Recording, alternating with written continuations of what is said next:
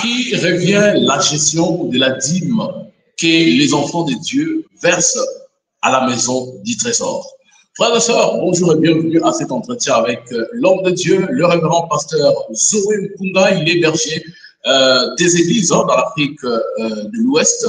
Il est ministre de l'Évangile. Il a commencé à prêcher il y a beaucoup des années avant.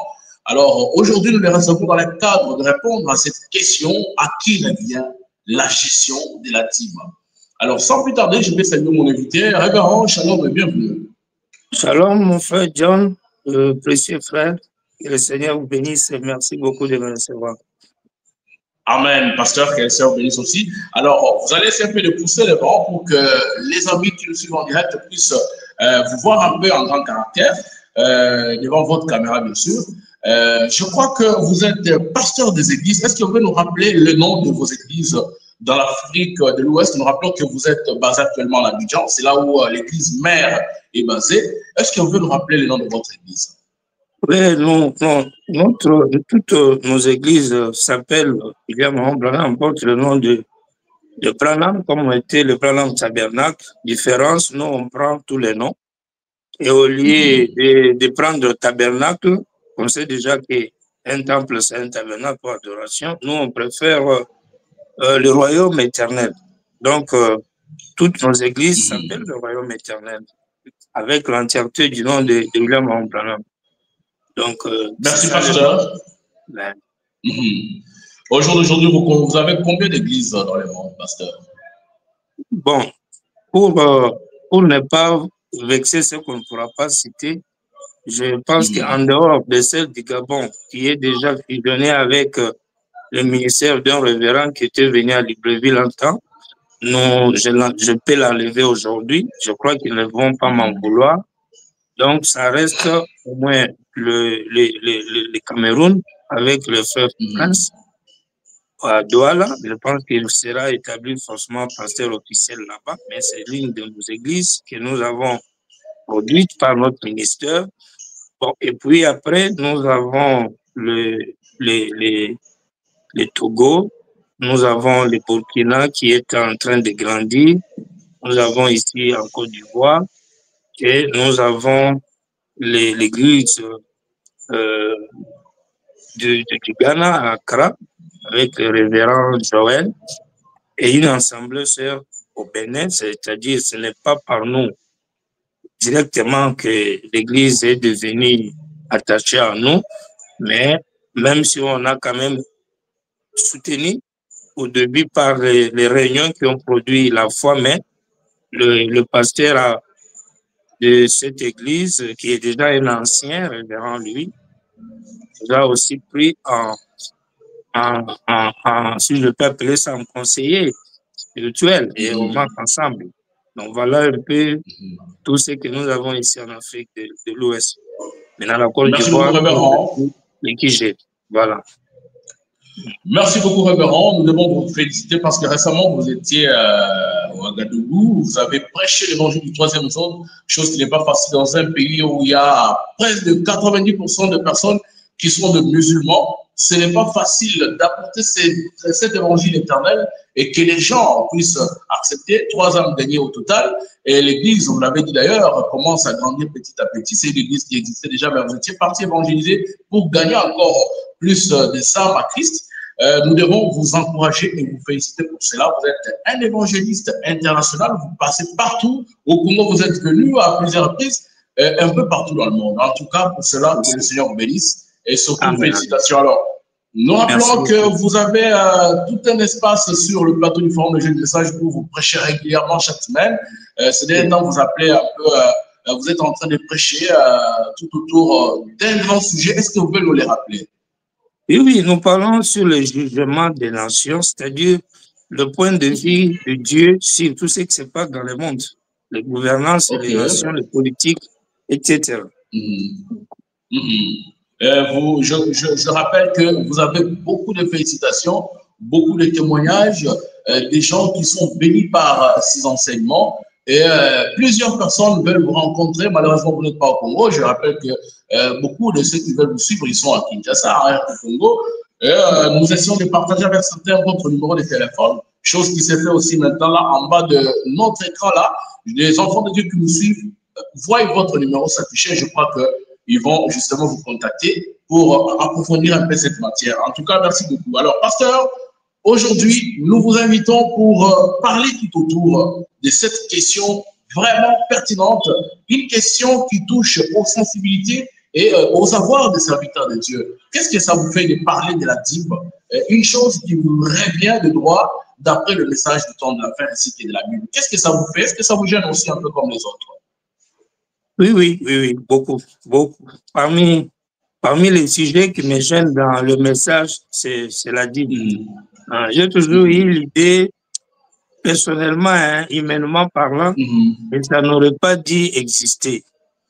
Et on serait plus à l'aise si ça n'existait pas, en servant Dieu, et quand ça existe. Parce que ça nous met un peu mal à l'aise, ça nous rend un peu style petit, on dirait des mendiants, on dirait des gens qui prennent quelque chose qui ne leur mérite pas. Donc, personnellement, moi, ça me rend triste. Ça me rend triste. C'est pourquoi j'aime être businessman et je veux beaucoup faire le business. Une parenthèse, pasteur, une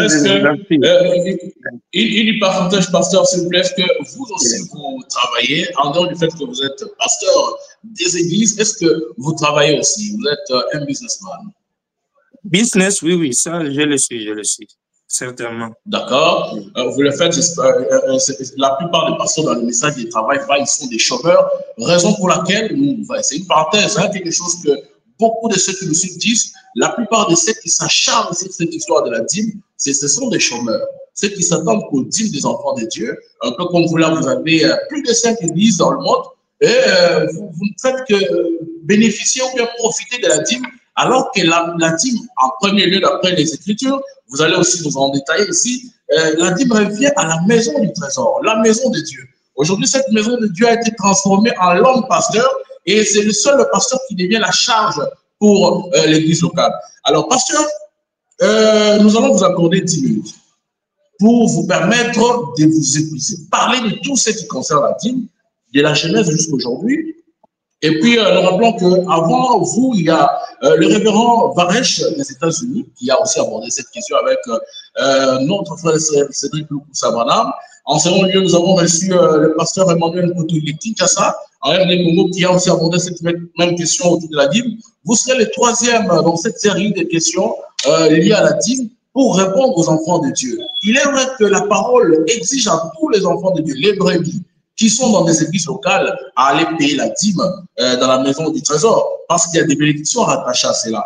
Mais vous qui percevez cette dîme, voulais-je dire, est-ce que vous respectez aussi tous les principes de la parole liés à l'utilisation de cette dîme? Parce que vous avez 10 minutes pour nous exposer et puis nous allons revenir avec plusieurs questions des enfants de Dieu tout autour de la question. Merci. Ça marche. Je mets mon chrono. Dans 10 minutes, je réponds. Premièrement, je retourne un peu très loin dans les origines des mots. Nous savons que dîme vient du mot de ciment.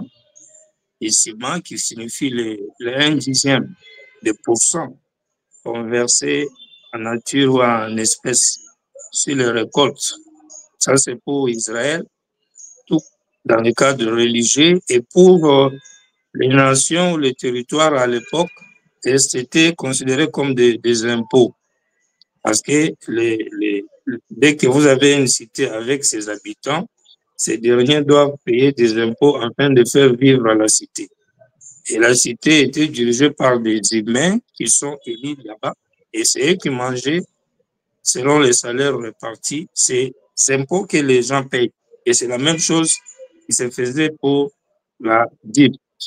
Quand je reviens en hébreu, chez Israël, selon Deutéronome 14, il y avait 3 sortes de dîmes en Israël. Et c'est ce qui crée aussi parfois la confusion avec les gens. Premièrement, il y a ce qu'Israël appelle en hébreu, je ne vais pas bien prononcer bien sûr, terumat. Terumat qui signifie le don. Amasher qui signifie dîme. Et c'est Amasher, il y en avait 3 sortes, comme je venais de le dire. Il y a ce qui était destiné aux Lévis, qu'ils appelaient à Macher Rishon. C'était un prélèvement de 1/10 chaque année sur le produit du champ, chaque année. Donc, quand l'année de la saison finit et il y a les récoltes, on prélève la dîme. Ça, c'est seulement les Lévis qui prenaient ça. Ils appelaient ça Rishon. Maintenant, deuxième sorte de la dîme, ça s'appelait Sheni. Sheni. Je dis, excusez-moi pour la prononciation, ce n'est pas hébraïque en langue. Alors, celle-ci était prélevée sur 4 années différentes de la saison. On prélève une année, on prélève une deuxième année de récolte, on prélève une quatrième année, on saute troisième, suivez comment Dieu donné. Vous prélevez la première année de la saison de récolte, deuxième saison, vous prélevez, troisième, vous sautez, vous prélevez quatrième, et puis vous prélevez cinquième, et la cinquième année, la dernière saison, vous rassemblez tout ce que vous avez ainsi prélevé, récolté, vous allez avec ça dans les temples.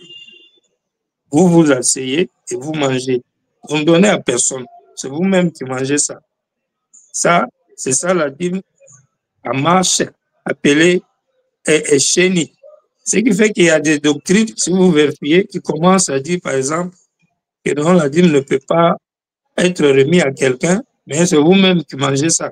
Il se référait à cette rubrique, mais sans savoir que c'était l'une de rubriques parmi d'autres. Et la troisième, c'est ma chère Annie. Ma chère Annie, c'était une dîme prélevée sur la troisième année de récolte et la sixième. Et je rappelle la deuxième que je viens de dire, où vous mangez. Quand vous faites ça, vous allez taper au moins 7 ans avant de revenir refaire la même chose. Ce n'était pas mensuel, ce n'était pas annuel, ça se faisait après chaque 7 ans. Après 7 ans, vous prélevez sur 4 ans, vous économisez la quatrième année, vous allez vous manger dans les temples. Maintenant, la dernière partie de dîme, ou forme de dîme, c'est ce qu'ils appellent ma chère Annie. Elle était prélevée sur la troisième et la sixième année de récolte.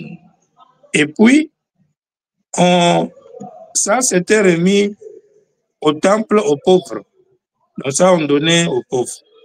Donc, il y a la dîme qui allait aux Lévis, il y a la dîme que les gens aimaient manger, et il y a la dîme qui était remise aux pauvres. Voilà un peu. Dans la Bible, nous savons que l'histoire a commencé avec Abraham, avec Melchisedec. Dans le troisième Exode, dans le Nouveau Testament, il y a eu la dîme, mais on ne l'appelait pas 1/10. Elle était 100%.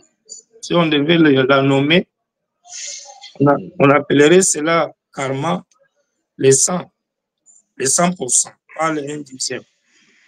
Pourquoi? Parce qu'ils amenaient aux prédicateurs, le pasteur, au temple, tout ce qu'ils avaient comme récolte. Parce qu'ils étaient tout le temps dans le futur, ils ne pouvaient pas payer les 1/10 comme nous le faisons maintenant. Et dans le troisième Exode, ou troisième instant actuel, Abraham me confirme que la dîme existe encore.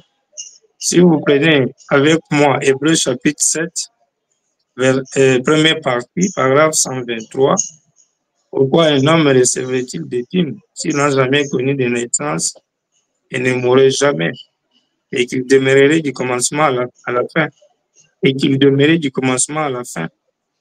Il dit, et n'a ni père, ni mère, ni généalogie, et qu'il possède tout le ciel, toute la terre et tout ce qui s'y trouve. Pourquoi as-tu reçu la dîme?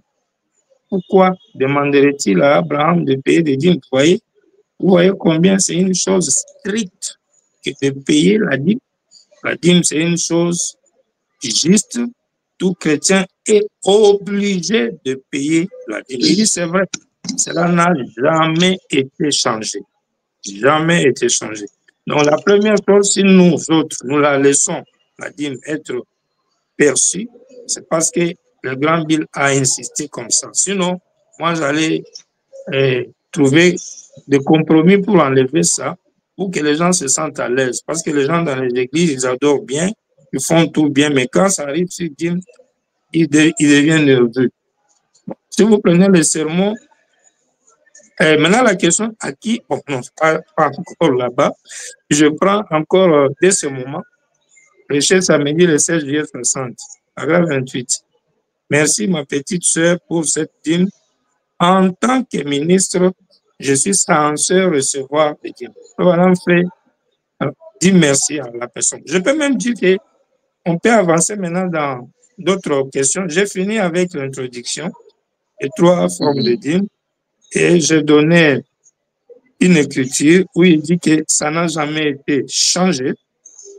La dîme, je peux même ajouter une autre parce qu'il me reste encore 2 minutes dans le temps d'introduction. Je prends alors, je prends les esprits séducteurs. On m'a dit quelque chose là-bas sur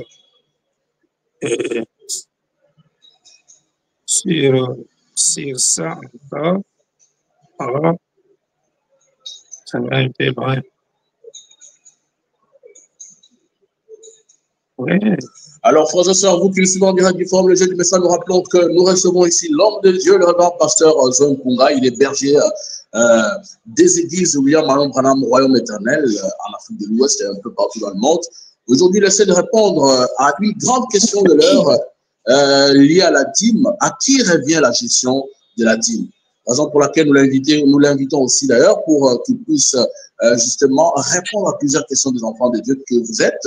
Vous nous avez envoyé cela de partout dans le monde justement pour que vous puissiez avoir la lumière sur cette question. Nous rappelons également que cette question, nous ne la soulevons pas justement pour inciter les enfants de Dieu à ne pas payer la dîme dans leurs églises. Mais étant des croyants, nous savons ce que dit la parole tout autour de chaque question de la parole, étant donné que cette même parole résout tous les problèmes que nous pouvons rencontrer dans les messages. Donc voilà un peu, homme de Dieu, vous avez encore la parole. Les esprits séducteurs, paragraphe 113. Aujourd'hui, ils essaient de remplacer la dîme de Dieu. Ils essaient d'adopter quelque chose. Ils essaient de faire quelque chose de différent. Ils vont là-bas faire des parties de loto dans les églises, faire de loterie. Les loteries ne remplaceront jamais la dîme de Dieu. Les soupers, la vente des couvertures, le pique-nique pour se procurer de l'argent afin de s'acquitter de différentes dettes. Ces choses ne remplaceront jamais la dîme et l'offrande éternelle de Dieu. Jamais. Et pourtant, c'est ce que nous essayons de faire. Et il appelle ce qu'essaient de faire les esprits séducteurs. Essaye de remplacer la dîme de Dieu. Donc ici, Frère Branham dit, appelle la dîme offrande et dîme éternelle de Dieu. Voilà pourquoi je disais, c'est pourquoi nous respectons ça. Et nous sommes obligés de prêcher ça. Quand on le ferait, si on ne le fait pas, ça serait de la popularité. C'est-à-dire, on veut plaire aux gens. Mais si ce n'était pas imposé comme un ordre, Frère Branham dit, vous êtes obligés, vous devez. Si ce n'était pas imposé, comme on va aussi le lire ici, on allait l'enlever parce qu'on est mal à l'aise avec ça, parce que ça dérange les gens. On voit comme si on volait l'argent. Et ils pensent que ça vient tellement, comme si les gens étaient tellement riches en Afrique et ils payaient trop de types et les gens sont beaucoup riches. Non. Peut-être pour les grandes églises, grandes, big. Mais ce n'est pas trop ça. En réalité, il faut qu'on sache même combien ça entre. Dans ces enveloppes, il y a combien? C'est un peu ça le problème. Donc, je suis à vous maintenant pour la suite de la question. Donc, j'ai fini. Merci beaucoup, homme de Dieu. Merci beaucoup, révérend Zoé. Vraiment, c'est un plaisir que vous puissiez introduire, parler de la genèse de la dîme. Vous avez dit que c'était l'impôt, c'était des dons et tout. Vous avez donné beaucoup de détails. Plusieurs enfants de Dieu qui nous suivent ont compris la base de votre réflexion ou ce que vous avez compris en faisant des recherches sur cette matière très capitale. Je le disais tantôt, cette question, nous ne l'avons pas soulevée justement pour inciter les enfants de Dieu, un peu comme ça se dit partout.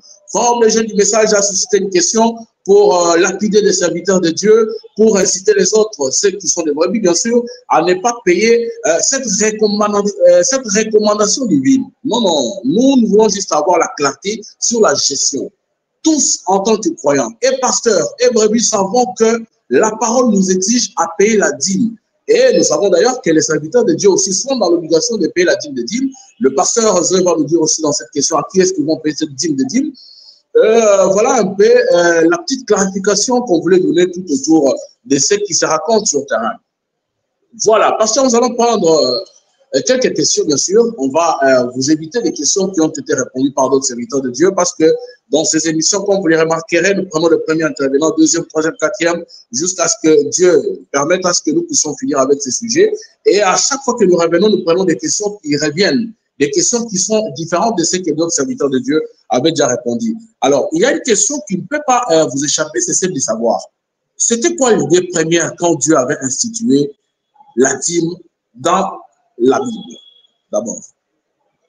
Le premier, c'était quoi le? C'était quoi l'idée que Dieu avait derrière sa tête en obligeant à l'homme de lui payer la dîme? C'était quoi? Ok, l'idée est simple. Dieu a dit, Frère Branham l'explique encore dans un sermon que je ne pourrais pas lire, je crois, question-réponse 1954. Frère Branham dit, quand Dieu a eu les enfants d'Israël, son pays, son peuple, en 12 tribus, il leur a donné une terre, le bien. Et parmi les terres, il y a eu un tribu, si je ne vais pas prononcer, le tribu de Lévi, qui n'avait pas reçu de terre, parce que Dieu avait aimé la colère de Lévi. Vous allez vous rappeler que parmi les 12, quand Jacob a béni Lévi, il a dit qu'il avait la colère forte, comme les glaives. C'était un homme de combat, il était un guerrier. C'est lui qui a incité ses frères à aller se venger leur petite sœur, la Dina, qui était dérangée par les païens là, à l'époque, les enfants de Jacob. Et Frère Branham dit, c'est aussi lui, Lévi, qui a pris le paix avec Moïse pour frapper les nations étrangères qui étaient en guerre contre Israël. Donc, c'est cette colère qui est une onction, qui est exploitée dans ce qu'on appelle le ministère. Et Lévi a été dans Israël, seule tribu qui n'avait pas reçu de terre à pour cultiver les champs comme les autres enfants d'Israël. Comme Dieu n'est pas injuste, il a dit, Lévi travaillera pour moi dans le temple, parmi que les autres vont aller dans leurs champs, et Lévi prélèvera 1/10 sur les récoltes pour aussi avoir ses biens. Parce que s'il ne le fait pas, Dieu serait injuste de dire à Lévi, va travailler dans le temple, et de dire aux autres, vous ayez vos champs, vous avez vos activités, Lévi ne doit pas travailler, mais en même temps, il ne gagne rien. Donc, tous les autres travaillent et Lévi prend 1/10 sur leur récolte. Voilà l'idée de Dieu sur la dîme, c'est la justice. Rendre tout le monde heureux.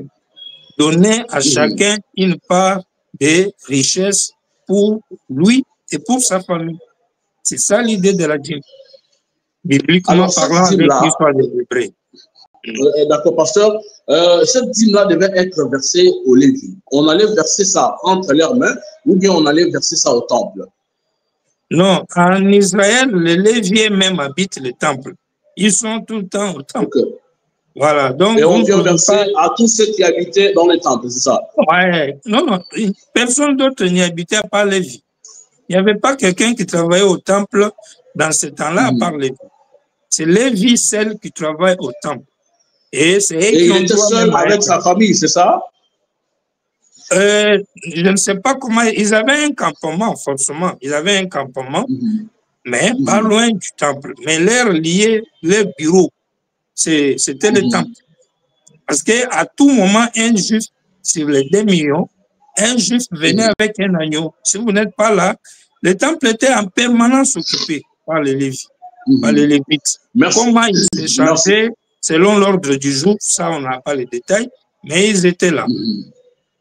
Merci beaucoup, révérend. Nous sommes dans l'Ancien Testament. Prenons Malachie 3:10. Nous comprenons ici que la maison du trésor, on parle de la maison du trésor dans ce verset de la Bible. Que représente la maison du trésor pour vous? Est-ce l'aimé du pasteur ou bien c'est la maison de Dieu? Non, Fabana m'a répondu à cette question. Il a dit que la maison du trésor veut dire l'église, le temple, l'endroit où vous allez manger la nourriture, la parole. Donc, c'est pas compliqué. Et je ne pourrais même pas répondre selon moi. Ça, c'est selon Frère Branham. C'est là où vous écoutez la parole. L'église, les temples, où vous allez écouter la parole, c'est là-bas où vous amenez la dîme. D'accord, pasteur. C'est-à-dire, nous comprenons que la dîme, d'après William Branham, nous la versons à la maison du trésor. C'est là où nous sommes servis spirituellement, ou là où nous écoutons la parole de Dieu et nous recevons aussi des bénédictions. C'est un peu ça, pasteur. Exactement. Vous amenez ça à votre église. D'accord, pasteur, c'est compris. Nous allons revenir avec d'autres questions. Est-ce que nous pouvons faire la différence entre l'usage de la dîme sous la loi et son application aujourd'hui? Nous sommes sous la grâce. Oui, la différence, c'est que d'abord, à leur époque, c'était la loi. Aujourd'hui, Frère Branham appelle ça une ordonnance éternelle, donc ça n'a pas changé. Mais l'application change parce qu'elle est donnée toujours en nature, des poules, des chèvres ou encore des maïs et tout ça. Aujourd'hui, nous avons l'argent, la monnaie. La dîme se donne plus en argent plutôt qu'en nature. C'est la seule différence. Mais le reste, c'est idem, mais rien n'a changé du Frère Branham. D'accord, pasteur. En considérant, merci beaucoup, pasteur. En considérant cette déclaration de William Branham qui dit les dîmes sont apportées à l'église pour que le pasteur et ainsi de suite puisse vivre de cela. Comment comprenez-vous cette déclaration du prophète à la lumière de la parole? Oui, je comprends que le pasteur est le nouveau Lévi d'aujourd'hui, qui n'a pas part à la richesse que Dieu a donnée à ses autres enfants par rapport à leur travail. Et ainsi, lui, il vit de ces dîmes-là. On lui donne ça comme sa richesse à lui pour qu'il vive de ça. C'est ce que je comprends, que je peux même appuyer avec une écriture dans le sermon La seconde venue du Seigneur, prêché dimanche le 20 février 55. Paragraphe 6, je prends en bas pour gagner du temps. Jamais de ma vie je n'ai prélevé une offrande.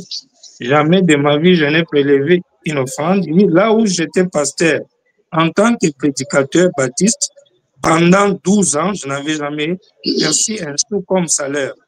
Mais j'ai travaillé pour les autres. Le Seigneur m'ayant donné une bonne santé, je pouvais travailler. Alors, pourquoi ne pas travailler et être en même temps pasteur? Eh bien, ce n'est pas le modèle pour chaque pasteur.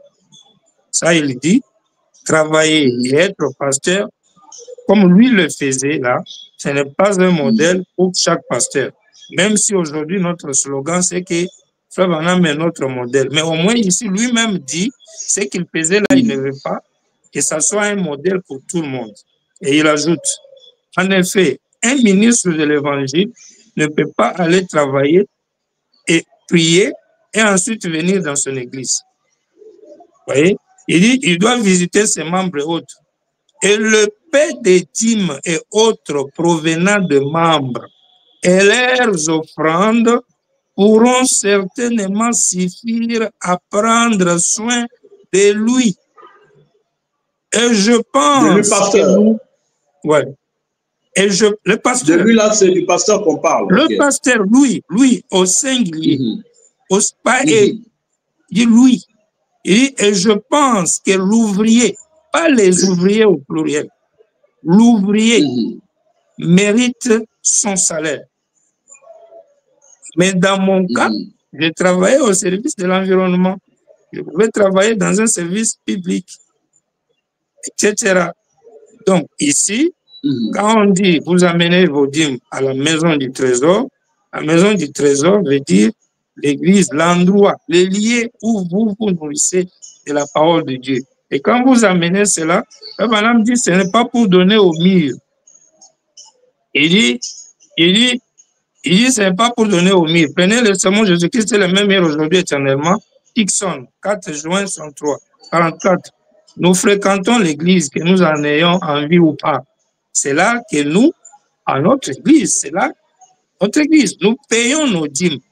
Est-ce que c'est à un mythe qu'on paye la dîme? Il pose la question. Est-ce à un mythe? Est-ce juste à un bâtiment que nous payons?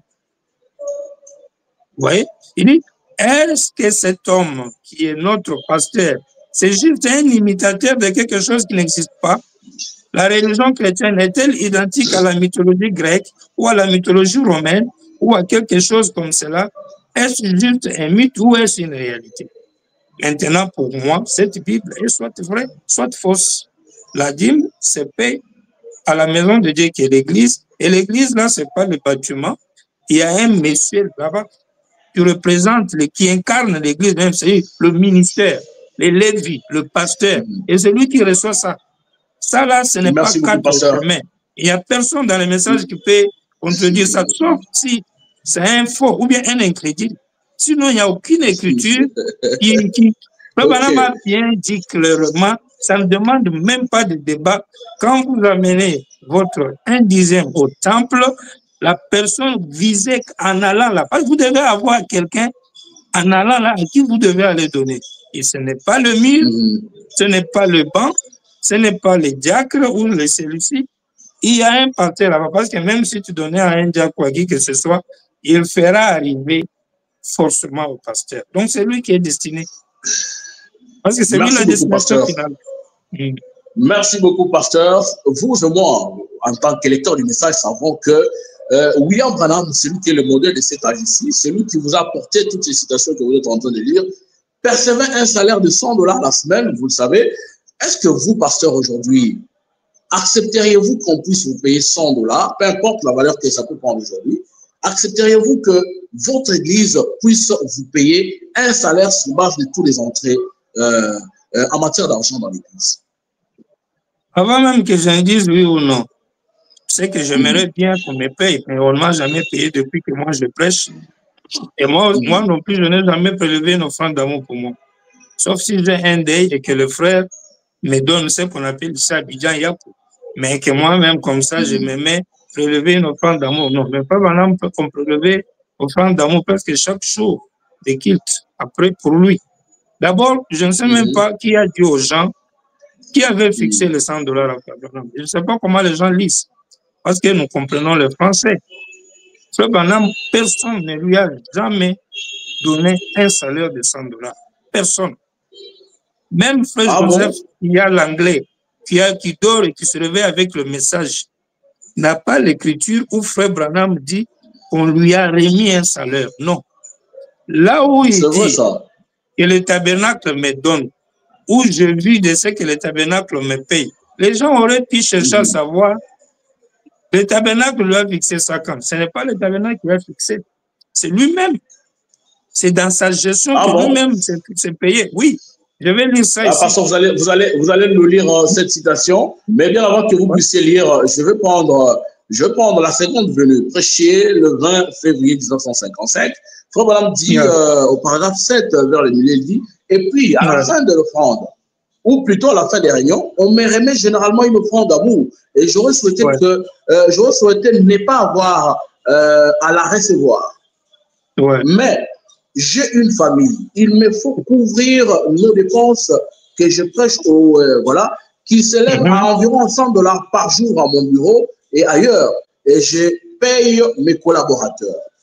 Il y a aussi notre citation que nous allons retrouver ici tantôt. Je crois que nos frères qui sont à la radio vont nous renvoyer cette citation où il parle d'un salaire qu'il touchait par semaine. Et ici, il dit il recevait $100 pour lui permettre de vivre avec sa famille, mais aussi de payer ses collaborateurs. Nous allons arriver à vos collaborateurs. Mais parlons justement de ces salaires que Frère Branham percevait chaque fois qu'il y avait réunion, on lui remettait $100.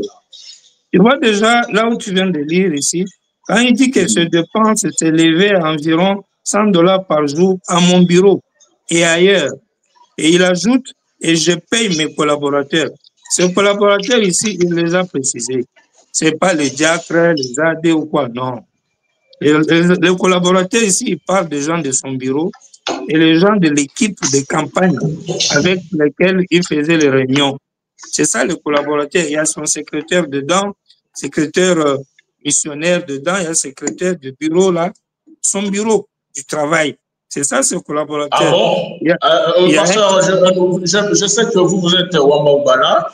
Permettez quand même aux enfants de Dieu qui suivent cette émission en direct de ne pas vraiment sortir d'ici sans comprendre vraiment réellement la pensée du prophète. Vous parlez des collaborateurs du pasteur.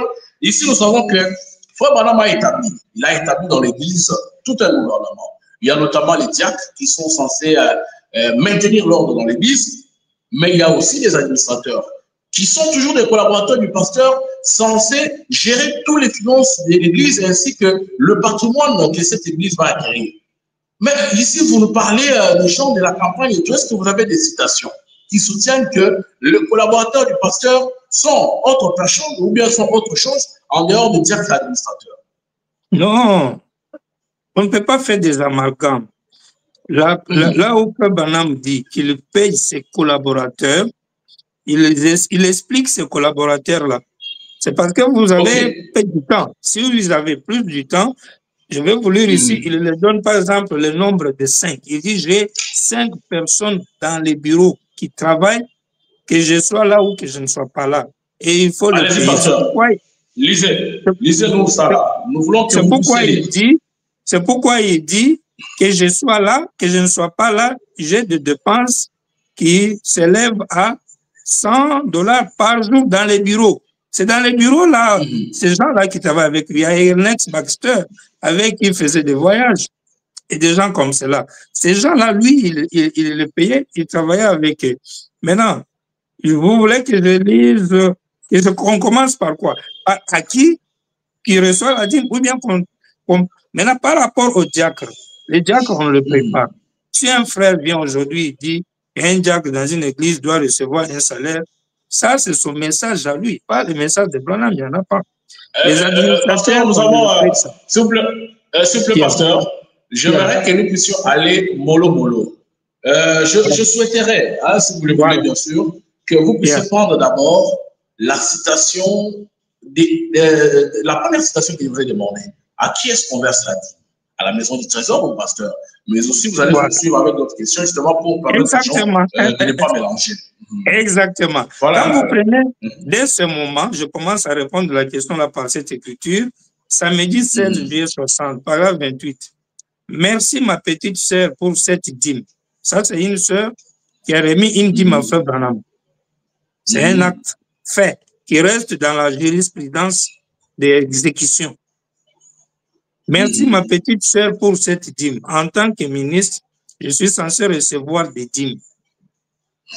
Alors, tous mes remerciements, ma petite amie, et que Dieu te bénisse à jamais. Et je ne laisse pas ta mère te dire que tu es grâce, etc., parce que tu ne l'es pas, ainsi de suite. Je prends l'Église, connaissant la loi, au lieu de la grâce, prêché jeudi le 16 mars 1961. Paragraphe 31. Dieu pourvoira aux œuvres. Si vous marchez simplement dans la grâce, vous serez plus à l'œuvre que vous ne l'êtes maintenant avec l'association d'assistance des dames et toutes ces autres absurdités qu'on a ajoutées dans l'Église. Des dîners, des bienfaisances pour payer le prédicateur. Où trouvez-vous une telle écriture? C'est avec les dîmes que le prédicateur est payé. Il doit vivre des dîmes du peuple. Mais je ne sais pas si on est d'accord, hein? C'est avec les dîmes. C'est avec le dîme. C'est avec le dîme que le prédicateur est payé. Il doit vivre, il doit, au singulier, vivre avec des dîmes, justement au pluriel, du peuple. Mais nous devrions chercher autre chose à faire. Nous devons y mettre du nôtre. Mais s'il n'arrive pas à y pourvoir, une autre association le fera, une autre association. La voie de Dieu est la bonne. Les dîmes et les offrandes reviennent à Lévi, qui était le prédicateur. Si tout le monde payait sa dîme, vous n'auriez pas besoin de dîner de bienfaisance. Vous voyez, vous avez adopté autre chose et avez laissé les dîmes de côté. Vous direz que c'est un argument de l'Ancien Testament. J'aimerais que vous me le prouviez. C'est vrai, vous ne pouvez pas le faire avec la parole de Dieu. C'est une ordonnance du Nouveau Testament aussi. Quand Dieu donne une ordonnance, elle ne peut jamais être modifiée. Elle doit rester telle qu'elle. Ainsi dit William Branham. Amen. Amen. Oui, non, partons d'abord de cette citation, parce que nous comprenons que le Lévi, le pasteur est payé avec les dîmes. Frère Branham parle même du paiement. Et il n'a pas précisé du 100% ou bien de 50% de cette dîme, mais on lui paye aussi. Raison pour laquelle nous avons évoqué une citation où on paye Frère Branham $100 chaque semaine. Et vous allez aussi nous dire si les $100 là venaient des offrandes ou des dîmes. Voilà, vous avez la parole pour lire notre citation. Nous retenons quand même que le pasteur était payé ou bien on doit le payer qu'avec les dîmes. Voilà. Non, avec ces écritures, on répond d'abord à la question selon laquelle à qui la dîme va dans une église. Cela va au pasteur. C'est son salaire. Quand on dit il est payé des dîmes au pluriel, on ne détermine pas le pourcentage dans les dîmes là, non. On ne sait pas comme ça. Il n'a pas dit, parce que dès que vous enlevez un pourcentage dans une dîme là, vous ne parlerez plus de dîmes. On dit des dîmes sont son salaire. On ne dit pas qu'on prend des dîmes, on enlève dedans, on paye un salaire. Non, il a dit il est payé des dîmes. C'est le français simple. C'est le français simple. Donc, on évolue. Maintenant, quand vous prenez questions et réponses du 15 octobre 61 matin, paragraphe, question 161. Serait-il mal d'affecter des dîmes au fond pour la construction de l'église? Eh bien, maintenant, ici, une petite chose délicate pour l'église. Non. En principe, les dîmes doivent aller au ministre. C'est toujours la même logique, c'est vrai. Au ministre, c'est au pluriel, pasteur. Je pense que vous êtes en train de lire, c'est au ministre. Plusieurs ministres, pas à un seul ministre. Non, au singulier. Il n'y a pas S ici. Okay. Il n'y a pas X. Au ministre. Un ministre. Un ministre. Il dit, dans l'Ancien Testament, on avait une boîte qui était placée à la porte pour le bâtiment. C'est dans cette boîte que les gens mettaient les fonds pour la réfection avec, vous avez lu cela bien de fois dans l'Ancien Testament, on entretenait le bâtiment et tout le reste comme cela. Ce sont des fonds qu'on se servait pour toute la réfection du bâtiment. Mais les dixièmes de cela étaient destinés. Les dixièmes des dîmes, toutes les dîmes et toutes les dîmes, pas enlever dedans quelque chose. Non. Toutes les dîmes étaient destinées à leur sacrificateur, à leur pasteur. Les gens là au pluriel ont un pasteur ou leur sacrificateur dans l'Ancien Testament. Oui, les dîmes ne doivent pas être destinées à autre chose. Comment vous allez donner ça à qui que ce soit, qui n'est pas ministre, qui n'est pas lévi, alors que ce dernier a un travail qu'il fait. Et la dîme là, on donne à ceux qui ne travaillent pas. Maintenant, vous voulez qu'on donne des dîmes, même aux gens qui travaillent, sous prétexte qu'ils sont des collaborateurs du pasteur. Nous, la RDC, on est en train de créer un problème qui n'existait pas dans la parole. Les gens paieront ces choses-là, ils ne seront pas bénis, tellement on a tripoté dedans. Puis on va dire que Dieu n'a pas agi, alors qu'il a dit, payez, je bénirai. Et on donne toujours le message. Parce qu'à un moment, on ne se dit pas. Je sais que les gens prennent leur dîme pour leur donner à la veuve. Ce n'est pas correct. Si vous avez quelque chose à donner à la veuve, donnez-le lui. Mais ne lui donnez pas l'argent de Dieu. Cela ne vous appartient pas pour commencer, c'est pour Dieu. Paragraphe 180. Les dîmes, au pluriel, sont donnés à l'Église pour le pasteur. Et ainsi de suite, comme cela, afin qu'il en vive. Et j'ai entendu dans l'échange avec le bro Cédric, quand il a lu, ainsi de suite, là, il a demandé au révérend, ainsi de suite ne voulait pas dire pasteur plus d'autres personnes. Non. Ainsi de suite, c'est-à-dire, en dehors de la dîme, il y a autre chose que le pasteur prend comme offrande d'amour, comme des offrandes missionnaires, parce qu'il fait des missions, tout ça, il aura ça. Il dit, enfin, qu'il en vive, qu'il, au singulier, qu'il en vive. Les dîmes données au pluriel de tout, à un homme, le pasteur, pour qu'il en vive. Il dit, et alors, les fonds pour la construction et tout le reste constituent un fonds tout à fait à part. Peuple Anam dit, eh bien, c'est scripturaire. Merci, pasteur. J'ajoute une écriture par rapport au fait que Frère Branham ne vivait pas de $100. C'est pas ça. Quelqu'un qui dit des choses comme ça, c'est pas bien, c'est pas gentil. La preuve, est-ce que Frère Joseph vit de $100? Si on doit appliquer cette parole, qui la vivrait le premier? C'est pas le révérend Joseph? Avant qu'on arrive en Afrique, est-ce qu'il reçoit $100 du tabernacle au jour d'aujourd'hui en 2025? Frère Joseph peut vivre de $400 par mois chez lui à la maison aujourd'hui. Il ne C'est peut ce pas. que le frère Banam dit. Je pense que c'est ce que le frère Banam dit. Le temps que vous puissiez lire la citation, nous voulons que vous puissiez la lire et puis nous allons vous trouver la citation. Le frère Banam dit que c'est de ces $100-là qu'il vivait. Ça lui permettait de vivre lui avec sa famille. Vous pouvez lire cela, la citation. J'en ai aussi ici, mais vous allez voir que quand on dit je vis à la maison, je vis dans ma maison avec $100, qui aujourd'hui ne représente plus $100, hein, frère John. $100 en 1950, 55, ce n'est pas le même $100 en 2025, parce que nous voulons la justice. Nous voulons être exacts. Avec Dieu, il y a la perfection de la justice. $100 en 50, ce n'est pas $100 en 2025. S'il faut qu'on parle aujourd'hui de cela, il ne faut pas parler de $100. Il faut prendre les $100 en 2025, les mettre à sa juste valeur et faire le débat sur ça, comme ça leur a donné au pasteur. Vous voyez. Mais je venais de vous dire ici que personne n'a jamais donné un salaire à Frère Branham. C'est lui-même qui, en recevant tout l'argent qu'il recevait, a dit de prendre $100 pour se payer. Ce n'est pas l'Église qui le paye. Il utilise non, mais ça, vous ne l'avez pas lu, pasteur. Ça, là, vous ne l'avez pas encore lu. Là, où Frère dit que je prélevais $100 dans ce qu'on paye comme dîme. Sinon, vous avez défendu la thèse selon laquelle Frère Branham recevait tout l'argent, mais le système de prélèvement, là, qui avait mis ça?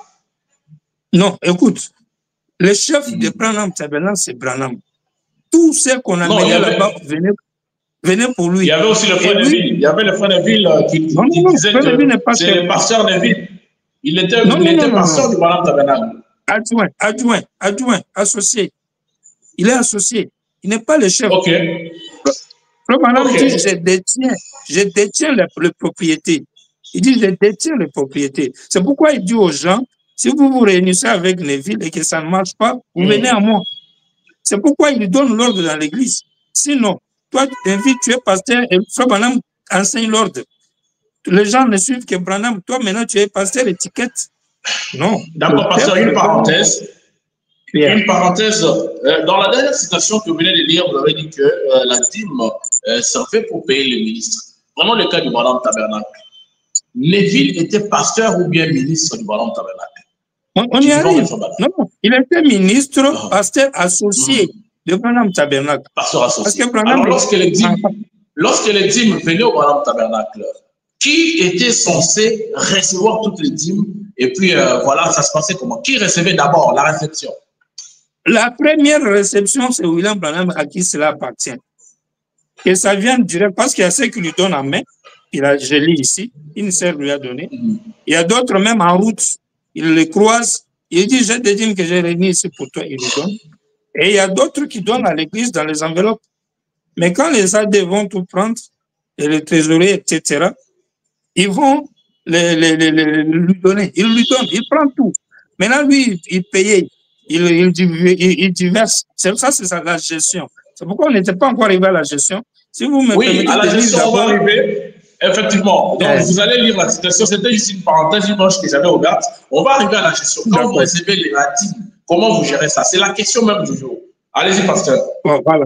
Donc, question-réponse numéro 2.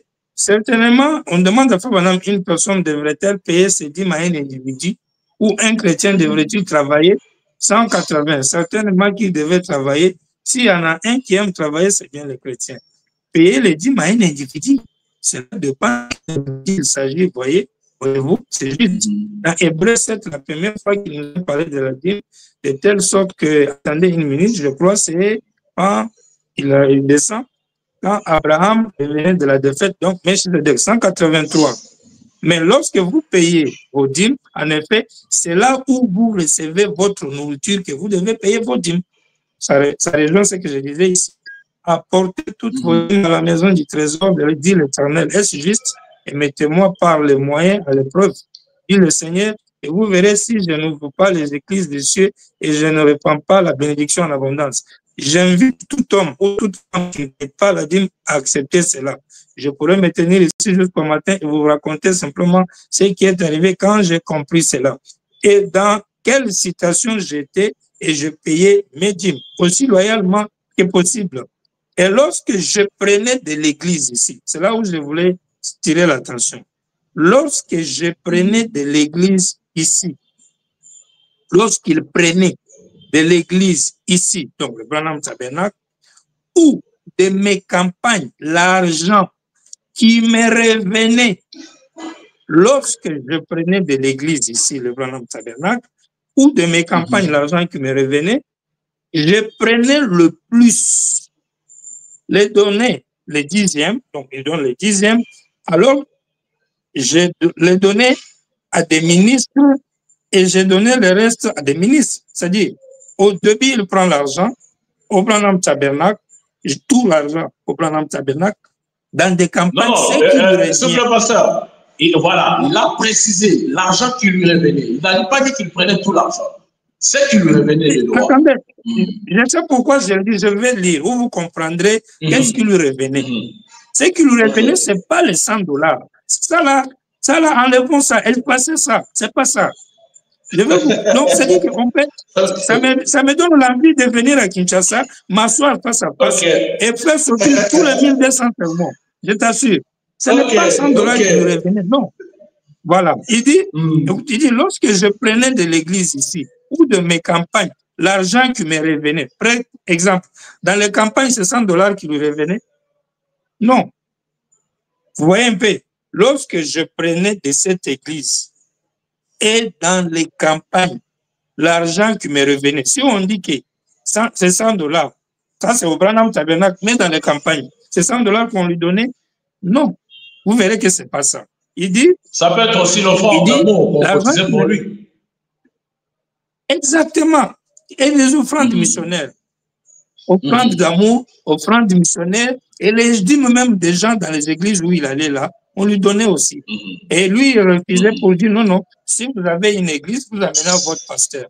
Et si vous pensez que c'est lui qui est votre pasteur, Branham, là, il pouvait prendre en tant que ministre. Il dit, j'ai donné les dixièmes, il payait la dîme, et le reste, il donnait ça aux ministres. Les ministres ici, ce n'est pas des ministres seulement au Branham Tabernacle, non. Le ministre en général, il leur donnait. Et quand je ne pouvais pas faire cela, et il n'a pas continué comme ça tout le temps. Je ne sais pas si vous remarquez avec moi.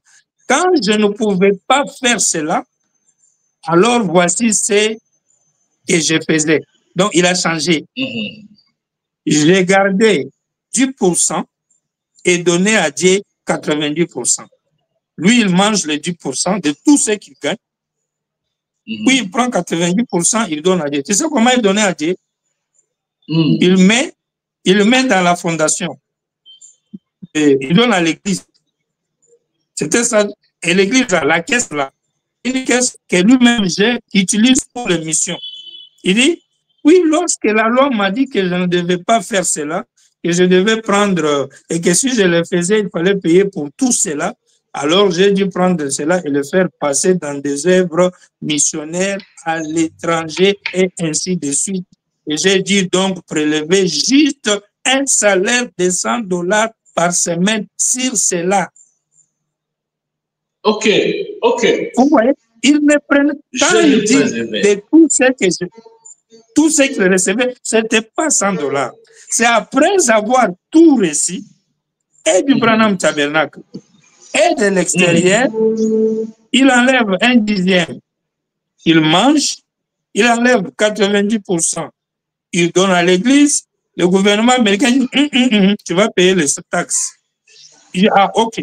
Avant même, il donnait au ministre, puis il a laissé de donner au ministre. Pourquoi, on ne sait pas.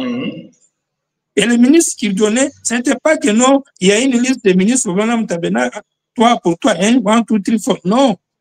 Des ministres en général, même ceux qui ne sont pas au Branham Tabernacle, il leur donne l'argent. Parce que le Branham Tabernacle, lui, a déjà ses salaires. Il n'a même pas besoin de dire je donne au ministre comme si c'est vrai. Non, ils ont déjà un statut de paiement là-bas. Donc, les ministres ici, ils donnent aux gens. Mais après, il a laissé. Pourquoi? Je crois qu'il y aura une raison. Parce que parmi eux, tout n'était pas du bon. Je me rappelle, il relate un événement où un pasteur même lui avait trompé. Il a mangé $2000 de frère Branham par mensonge. Donc, ça, c'est un cas. Oui. D'accord, pasteur. Laissez-moi lire cette citation, juste pour justement vous permettre d'aller rapidement. Nous avons retrouvé la citation dont on va parler de 100 $. Nous sommes dans Jéhovah Jireh du 12 mars 1961. Frère Balam, au paragraphe 9. Je dois donc répondre de chaque sou. Ainsi donc, je sais que je suis un bon intendant. Je dépenserai cela pour le royaume de Dieu. Mon église me paye un salaire de 100 $ par semaine. C'est dont je vis avec mes enfants. C'est 100 $. Je vis avec mes enfants. En fait, quelqu'un m'a envoyé 200 $. J'apprécie ça par mon fils. Et il y avait 2 chèques de 5 $ qui sont arrivés cette semaine. Et puis voilà la suite. Donc, Frère Madame dit que son église, le Malade Tabernacle, lui paye 100 $ par semaine. Et c'est ces 100 $ qui lui permettaient de vivre avec sa famille. Voilà la citation, pasteur. C'est pas comme ça. Vous refusez. Non. Je dis amen à la citation. Okay. Mais regarde comment nous-mêmes on s'embrouille dans ce français-là.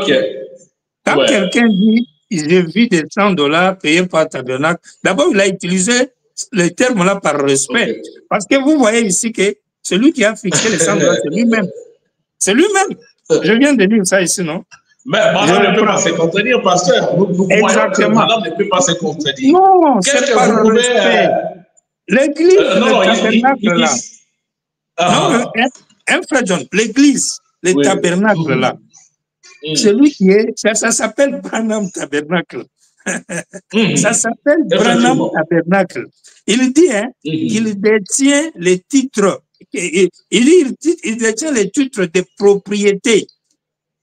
Il dit ça, vous connaissez l'écriture, même dans l'ordre de l'église, même dans Hébreux chapitre 7, deuxième partie, il dit, vous voulez destituer les villes, faites ce que vous voulez, papa, jamais. Moi, il est le pasteur, moi, je détiens les titres de propriété. Donc, c'est lui le chef. Il dit, lorsque je prenais de l'église ici, ou de mes campagnes, l'argent qui me revenait, j'ai donné le 1/10 à Dieu, le reste au ministre, et quand je ne pouvais pas faire cela, alors voici ce que je faisais. J'ai gardé les 10% et donné à Dieu 90%. Lorsque la loi m'a dit que je ne devais pas faire cela, que je devais prendre, et si je le faisais, il fallait payer pour tout cela, alors j'ai dû prendre cela et le faire passer dans des œuvres missionnaires à l'étranger et ainsi de suite. Et j'ai donc dû prélever juste un salaire de 100 $ par semaine sur cela et je paye mes dîmes là-dessus. Frère Branham, il enlevait 15 $ dans les 100 $. Là. C'est les 75 $ avec lesquels il affectait aux besoins de la maison. Et quand ça ne suffisait pas, il suppliait. C'est pourquoi je disais, dans l'émission avec le révérend Emmanuel, on a demandé, il prélevait les 100 $ sur quoi? Vous voyez, ce n'était pas sur la dîme. Il dit sur tout ce qu'il recevait, et dans le Branham Tabernacle, et à l'extérieur dans les campagnes. Il voulait maintenant savoir comment gérer cet argent, c'était beaucoup, parce qu'il ne voulait pas tomber dans les pièges de l'argent. Il évitait beaucoup l'argent dans ses durs. Donc, dans sa gestion, il voulait voir comment il allait faire. Donc, il paye la dîme, il paye soit des ministres, puis il laisse à payer les ministres, il donne au tabernacle, l'État dit tu vas payer les taxes, il crée la fondation William Mahon Branham Association évangélique et il met l'argent dedans pour aller faire les œuvres missionnaires. Et l'Amérique a considéré ça comme des dons sous forme de ONG qui aident les gens et on ne peut pas payer les taxes sur les aides pour les pays étrangers pour les missions. C'est comme ça qu'il a évité les taxes. Maintenant, quand dans tout son argent là, il enlève seulement 100 $, il donne à la maison. Et il enlève 100 $, il enlève 10 dedans et le reste là, 75, ce n'est même pas 100, 75 qu'il donnait à la maison. Maintenant, quand il donnait tout cela à la maison, si on a le temps ici, vous allez voir, on va lire, il dit, ce n'était pas suffisant. Et il suppliait à cela tout le temps. Donc, ce n'était pas tout. Je peux prendre, par exemple, tous les jours de notre vie, Péché le 12 juin 59, paragraphe 3. Et tout à l'heure, Billy est venu me dire en courant, il m'a dit, on est en train de prélever une offrande. Papa dit-leur merci. Eh bien, je vous remercie de tout mon cœur. J'ai dit à Joseph, je n'ai pas le faire. Il a dit qu'il va le faire. Mais cela peut sans doute être utilisé maintenant même parce que j'en ai vraiment besoin. Comment vous le savez? Parce qu'il a besoin d'argent et ils ont pris offrande pour lui. Il dit, parce que j'en ai vraiment besoin. Comment vous le savez? Récemment, j'ai emprunté 5 000 $. Et puis avant que je ne puisse le rembourser, j'ai dit emprunter encore 5 000 $. Et vous savez ce que je vais dire? Hein? J'ai encore ma première offrande qui doit être prélevée. Mais si je peux être, si peut-être le Seigneur pourvoit, il me faudra une fois de plus sortir très bientôt à mes propres frais. Je suis un agent du Branham Tabernacle. Vous pouvez tous vous demander comment je vis. Si je ne perçois pas d'argent, j'ai un salaire du tabernacle qu'on est censé m'accorder 100 $ par semaine. Après déduction des charges, je gagne environ 75 $ par semaine. Ce n'est plus 100 ici. Il dit 75. 75 $ par semaine, c'est de cela que je vis. Et ainsi, mais autrement, cela va dans une fondation appelée Branham Tabernacle. Et cela ne peut être utilisé que pour les réunions à l'extérieur, comme ici, pas pour le tabernacle. Et c'est ainsi que je veux que la chose soit. Je n'avais jamais touché des salaires juste très récemment. Et je n'utilisais même pas tout ça. Mais maintenant, je vis d'un salaire venant du tabernacle. Il a des besoins directs de la maison qui vient de ces 100 $ réduits de frais jusqu'à ça reste 75 $. Et ça, il utilisait ça à la maison. Mais ce n'était pas toujours suffisant. Paragraphe 9, ta foi t'a sauvé, du 11 avril 54. Mais quelqu'un m'a offert une voiture. C'est frère mort qui a initié la chose. Les gens ont prélevé des offrandes par ici. J'ai une voiture que je change chaque année et un vieux camion. Voilà ce que j'ai comme possession. Il se peut qu'il y ait quelques centaines de dollars en banque. Il faut à peu près 100 $ par jour pour faire fonctionner mes affaires. Par jour. Je vis de 100 $ du tabernacle. Il me faut 100 $ par jour pour faire fonctionner mes affaires. C'est pourquoi vous m'avez demandé, tu refuses ce que Frère Branham dit ou non? J'ai ri. J'ai dit, je ne refuse pas.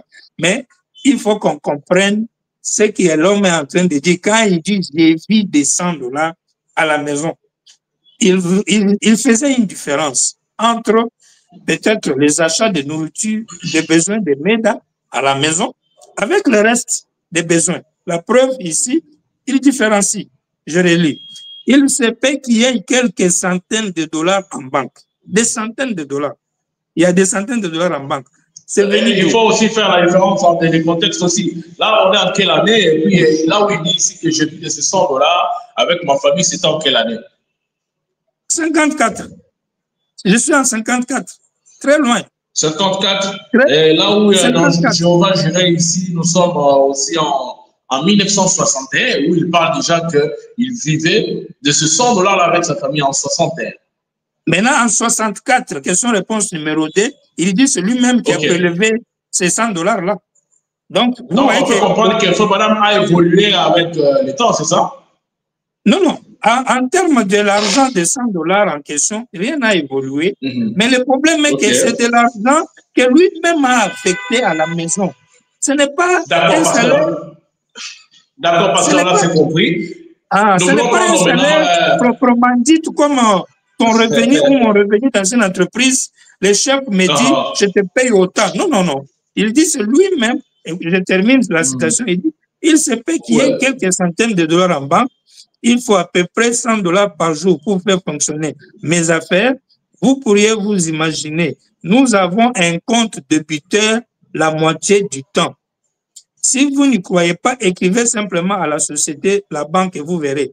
Le paix que je reçois comme offrande d'amour à la fin de la réunion, tu vois, le paix que je reçois comme offrande d'amour à la fin de la réunion, quand nous avons couvert toutes les dépenses, cela règle la question. À la fin de la réunion, vous prélevez une offrande d'amour.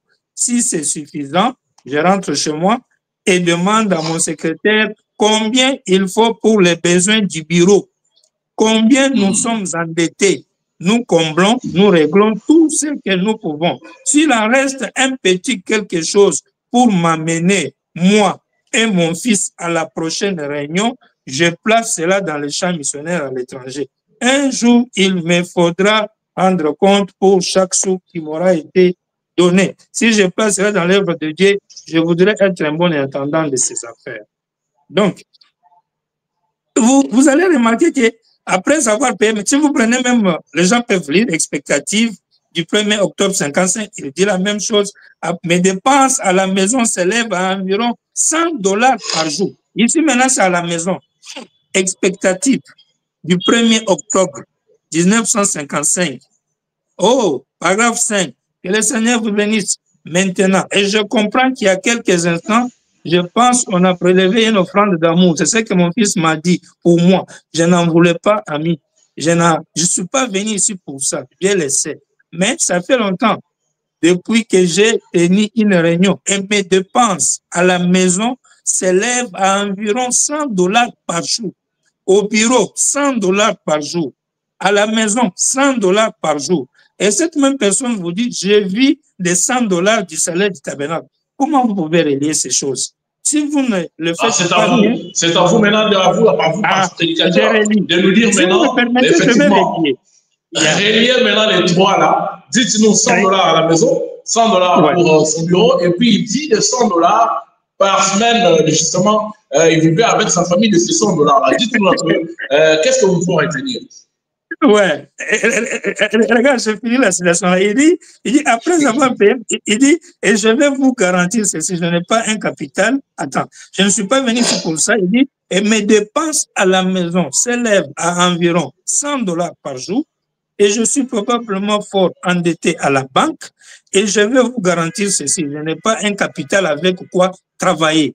Je travaille simplement, et ce que je n'ai pas, après avoir payé mes dettes, s'il me reste quelque chose, Dieu au ciel sait, et cela est directement affecté aux missions à l'étranger pour lesquelles mon cœur saigne.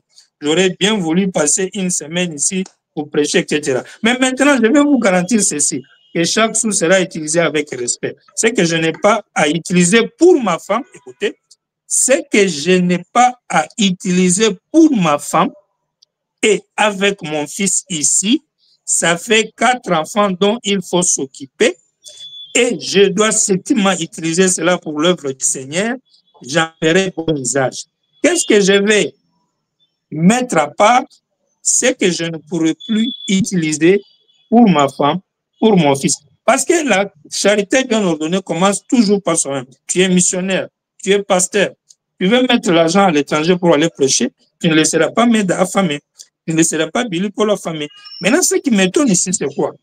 Après avoir reçu les $100, après avoir reçu $100 du tabernacle, comme quoi je vis de ça, voilà ici Frère Branham qui dit que l'offrande d'amour que vous m'avez donnée, j'ai des dettes, mais quand je vais enlever des dents, c'est pourquoi je peux vivre. Le reste, je vais envoyer à l'œuvre de Dieu et je vais bien gérer. Je vous promets que je vais bien gérer. C'est pourquoi j'avais refusé ici avec force que Frère Branham ne vivait pas de $100. Et là, je m'appuie par exemple sur cette citation. Frère Branham recevait les offrandes de corbeilles, les offrandes d'amour, les offrandes missionnaires, les dîmes et les dons des gens. Les vêtements. Et il faisait aussi la chasse. Il faut aussi rappeler aux enfants de Dieu que Frère Branham était chasseur. Il à un moment donné de sa vie, il a travaillé aussi à la société d'électricité et tout. Donc, tout ça là, ça faisait des entrées, pasteur. Oui, oui. Avant un âge donné, avant la commission de l'âge du Seigneur, il avait du temps.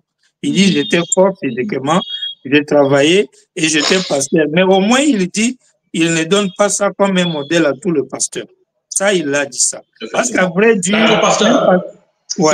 C'est compris, pasteur. Vraiment, merci d'avoir vraiment été trop large dans ce que vous avez expliqué ici. Nous allons prendre une question qui va justement nous permettre de discuter parce que nous avons déjà consommé au-delà d'une heure et nous devons citer justement pour permettre aux enfants de Dieu de retenir quelque chose. Nous parlons maintenant de la gestion de la dîme dans votre église locale. Lorsque vous avez dit ici que les dîmes doivent être versées auprès du pasteur, lorsqu'on vous amène les dîmes, d'abord la première question, pourquoi vous ne laissez pas la gestion financière des dîmes et tout ce qui est argent aux administrateurs pour qu'ils puissent justement vous faire rapport? Mais est-ce que, mais c'est pas pour eux, on n'a pas dit qu'ils doivent gérer ça. On n'a pas dit ça. Ok. Il y a aucune citation qui dit que les administrateurs peuvent gérer les dîmes. Non, il n'y a pas une citation pour ça. Non, je n'ai pas encore dit ça. Mais est-ce qu'il y a une citation qui... Mais Frère Branham dit, vous savez que Frère Branham dit que les administrateurs s'occupent de toutes les finances de l'Église. Ça, vous le savez, pasteur. Mais la dîme ne fait pas partie des finances. La finance de l'Église veut dire quoi? C'est la gestion de ce qui appartient à l'Église comme argent. Mais est-ce que la dîme appartient à l'Église ou au pasteur? Nous revenons sur la citation, d'ailleurs l'écriture de la Bible qui dit la dîme est versée dans la maison du trésor. La maison du trésor, c'est la maison de Dieu. Là où vous êtes mouru, vous avez défini ça au début. Et justement, étant donné que c'est à la maison du trésor qu'on verse, c'est-à-dire ceux qui gèrent les finances dans l'Église sont censés faire rapport au pasteur. Ils reçoivent tout, ils ouvrent les enveloppes et puis ils font rapport au pasteur. On a lu ici, il dit à la maison là, ce n'est pas le bâtiment. J'ai lu une citation ici. Il a dit non, il y a des administrateurs qui s'occupent. Il y a des administrateurs qui s'occupent des finances. Ils peuvent justement s'occuper de ça. Il a dit à la maison de Dieu, ce n'est pas le bâtiment. Au pasteur. Le pasteur n'a pas dit. D'accord, pasteur. Là, c'est compris. On vous en concède. Quand le pasteur reçoit les dîmes, nous mettons par exemple un chiffre, hein, donc un chiffre justement raisonné, nous mettons $1000 par mois, vous recevez $1000 de dîmes. Comment vous faites? Avant même de répondre à ça, la preuve, et ce n'est pas à qui que ce soit, à qui on donne, mais on donne. On a demandé, peut-on remettre la dîme à qui que ce soit, à un individu? Il demande, il répond à la personne, il s'agit de quel individu? Tu vois comment il pose la question? Il n'a pas dit oui, vous pouvez remettre à un Jack ou à un administrateur, non. Il demande à quel individu? Et quand il développe la réponse, il dit au Lévi, au pasteur. Il n'a pas dit à un abbé. Vous voyez. Donc, alors, pasteur, je vais vous lire cette citation pour justement vous permettre de renchérir ce que vous dites là. Frère Branham dit ici dans, excusez qu'on puisse s'interrompre comme ça, il faut que ça soit comme ça pour que vous puissiez vraiment jaillir une très bonne réponse. La foi d'Abraham, prêchée le 15 avril 1959, Frère Branham dit au paragraphe 5. Il y a quelque temps, quelqu'un allait me donner une offrande importante. Il a dit que c'était la dîme. Quelqu'un voulait lui donner la dîme. Mais c'était trop pour moi. Frère Branham estimait que c'était trop pour lui. Et je lui ai dit que je ne pouvais pas recevoir une telle offrande. Il a dit, mais Frère Branham, je dois vous la donner. Il a dit, ce sont les dîmes. J'ai dit, eh bien, alors si ce sont les dîmes, c'est destiné à l'Église. Frère Branham a refusé de recevoir cette grande offrande qu'il considérait comme la dîme. Et il a dit que c'est destiné. Mais c'est la citation, pasteur. Il faut tout lire. C'est la citation là. J'ai ça. J'ai ça. Effectivement. Il a dit que c'est destiné à l'Église. Plusieurs autres écritures, je répète la même histoire là, mais oui. Il a dit que c'est destiné à l'Église de Dieu. Il a dit d'accord. J'ai dit, eh bien, si le Seigneur nous a donné de tels types là, c'est qu'il il a déjà quelque part des gens à qui les donner. Ils sont tous là dans le champ missionnaire partout. Les ministres, je crois que c'est ça. Ils sont tous dans le champ missionnaire partout. Et comme je sais qu'il y a des missionnaires qui prêchent dans les champs missionnaires sans chaussures, prenant des repas par semaine, je peux me passer de quelque chose moi-même. Et je pense que nous tous, nous le pouvons pour aider ces pauvres frères qui combattent pour la cause de Christ. La dîme est destinée à la maison du trésor. À la maison de Dieu. Et Frère Branham, voilà l'exemple de Frère Branham qui refuse de recevoir la dîme parce que c'est tout. Il a pris. Écoutez comment il répond, frère. Il a pris la dîme là. Il a pris l'argent là. C'est le temps. Si tu veux une deuxième émission, je vais relire l'endroit là. Même dans un autre sermon, tu verras, il a pris l'argent là. C'est quand il dit à la personne que la dîme est destinée à la maison de Dieu, il a validé le fait que la personne soit venue vers lui pour lui remettre. C'est comme là où il dit, je suis en droit de recevoir les dîmes parce que je suis ministre. C'est dans la même logique qu'il dit à ses frères que, étant donné que lui est un serviteur de Dieu, lui vient lui donner des dîmes. Et comme les dîmes sont destinés à la maison de Dieu, c'est-à-dire à un pasteur qui aura à prendre ça, il peut prendre. C'est pourquoi il justifie sa prise en disant il y a des missionnaires qui souffrent par-ci, par-là. On peut prendre justement parce que la dîme, les soutenir. Exactement. Effectivement. D'accord, pasteur. Nous vous en concédons, c'est votre réponse. On ne peut pas vous refuser votre réponse. Là, dans ce que nous avons lu ici, Frère Branham avait refusé. On ne connaît pas la circonstance. ou bien les circonstances qui avaient fait qu'il puisse refuser. Vous avez dit ici que c'est à cause du taxe et tout ça là. Je peux trouver la situation ici. Il a pris. Il n'a pas refusé. Et il y a un deuxième cas. Le deuxième cas, c'est un frère qui avait aussi réuni. Il avait un enfant malade. Il voulait payer pour lui la facture. Puis après, l'enfant était guéri. Il a amené le type à Frère Branham. Frère Branham a refusé. Puis après, l'ange lui a dit non. Il s'est rappelé de l'écriture et puis il a pris. Donc, il n'avait pas refusé, il avait pris. Il ne refuse que les dîmes des gens qui laissent leur pasteur pour venir lui donner lui. C'est pourquoi il les renvoie à leur pasteur. Mais quand quelqu'un le considère lui comme pasteur, il le prend. Et quand il le prend, il gère ça en soutenant les missionnaires, ils sont dans les champs, etc. Puis après, il a commencé à se soutenir lui-même. Frère Branham ne payait plus de dîmes à quelqu'un, ni soutenir ailleurs. Il prenait tout, il mettait dans son investissement propre de son ministère. C'est pourquoi il y a eu l'argent après qu'il soit parti, au moins 3 millions quelques de dollars dans la caisse. Donc, d'accord, pasteur. Il y a eu aussi les impôts à un temps. Oui, nous avons compris, merci beaucoup. Maintenant, pour les 8 dollars, quand vous recevez 1000 dollars de type par mois, en fait, c'est une estimation, on ne dit pas que c'est que vous recevez par mois. Vous recevez 1000 dollars. Comment est-ce que vous gérez ça, étant donné que vous êtes l'évêque dans la maison du trésor, en tant que numéro number 1 dans l'église? Comment vous faites pour gérer ces dîmes afin de mettre ça au service de Dieu? Moi, ma gestion en tant que pasteur et puis missionnaire est légèrement différente de beaucoup d'autres. C'est pourquoi cette affaire devait être un peu personnelle. Chacun par le Saint-Esprit en se faisant confiance. Il gérera bien ce que Dieu met en sa main, plutôt que mettre des ordres sur les gens.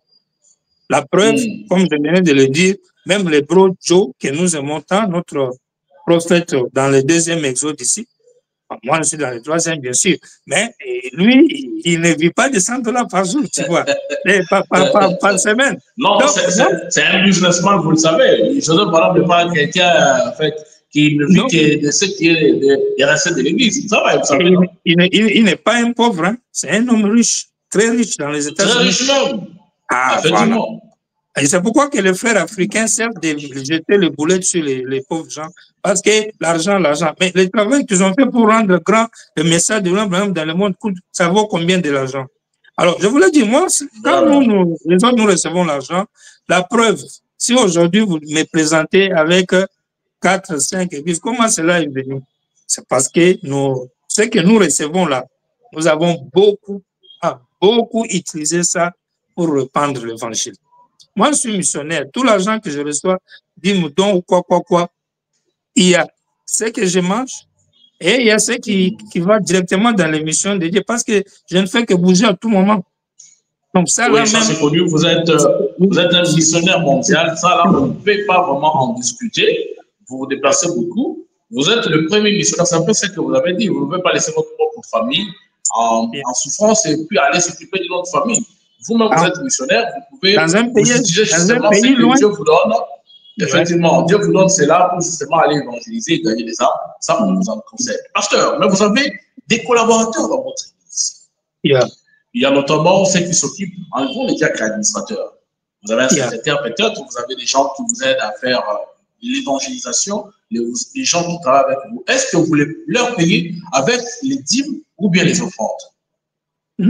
Moi, personnellement, depuis que j'ai commencé à prêcher et dans l'émission, chaque jour que Dieu a fait, quand je reçois les offrandes, que ce soit offrande de dîmes, quand je le mélange, je ne quitte pas le temple sans dépenser de l'argent pour chercher à savoir qui pourrait avoir besoin de transport, qui a un souci, qui a un besoin social. Ça, c'est presque chaque jour du culte. Nous avons toujours une dépense dans nos cahiers que moi-même, je gère de mon propre gré. Et avant aussi, je faisais comme Frère Branham, c'est-à-dire j'enlevais 20% comme ça, je mettais dans la caisse de l'église, dans les dons volontaires. Parce que moi, je contribue à tout ce que l'église a comme programme financier. Que cela soit pour les réflexions, construction, conventions, voyages missionnaires, tout ce que l'église a comme besoin d'argent, et ce que l'église lui-même donne, et ce que l'église m'a donné ensuite, je ramène toujours à l'église. Ce qui fait que, par exemple, moi, je n'ai pas encore pris des dîmes sur les dépenses de l'Église, sur les temples, ou bien sur des conventions. Nous avons fait certaines dépenses, mais je n'ai pas prélevé les dîmes. J'ai considéré ça comme ma part de soutien. Maintenant, pour mes collaborateurs, les administrateurs, on ne le paye pas. Je ne peux pas leur donner l'argent et doivent être plus riches que moi. Moi, la première chose que je fais, c'est de prier pour qu'ils gagnent l'argent. Tous les frères dans l'Église doivent avoir un travail. Que tu aies un ministère, que tu sois diacre, que tu sois AD, moi, je combats la pauvreté pour tous les croyants. Chacun a un travail, chacun doit prospérer. Ça, c'est un. Maintenant, ceux qui travaillent dans les temples ont absolument des dons qui ne sont pas des salaires parce qu'il n'y a pas de salaire fixé. Nous avons le conducteur de chant qui prend offrande de l'anniversaire. Nous avons les pianistes. Notre pianiste ne nous a pas encore demandé un salaire. S'il le demande, on va lui donner. Mes huissiers, je leur donne au moins chaque jour après qu'ils de la soit cyclerie, soit transport, pas un salaire parce qu'il n'y en a pas prévu.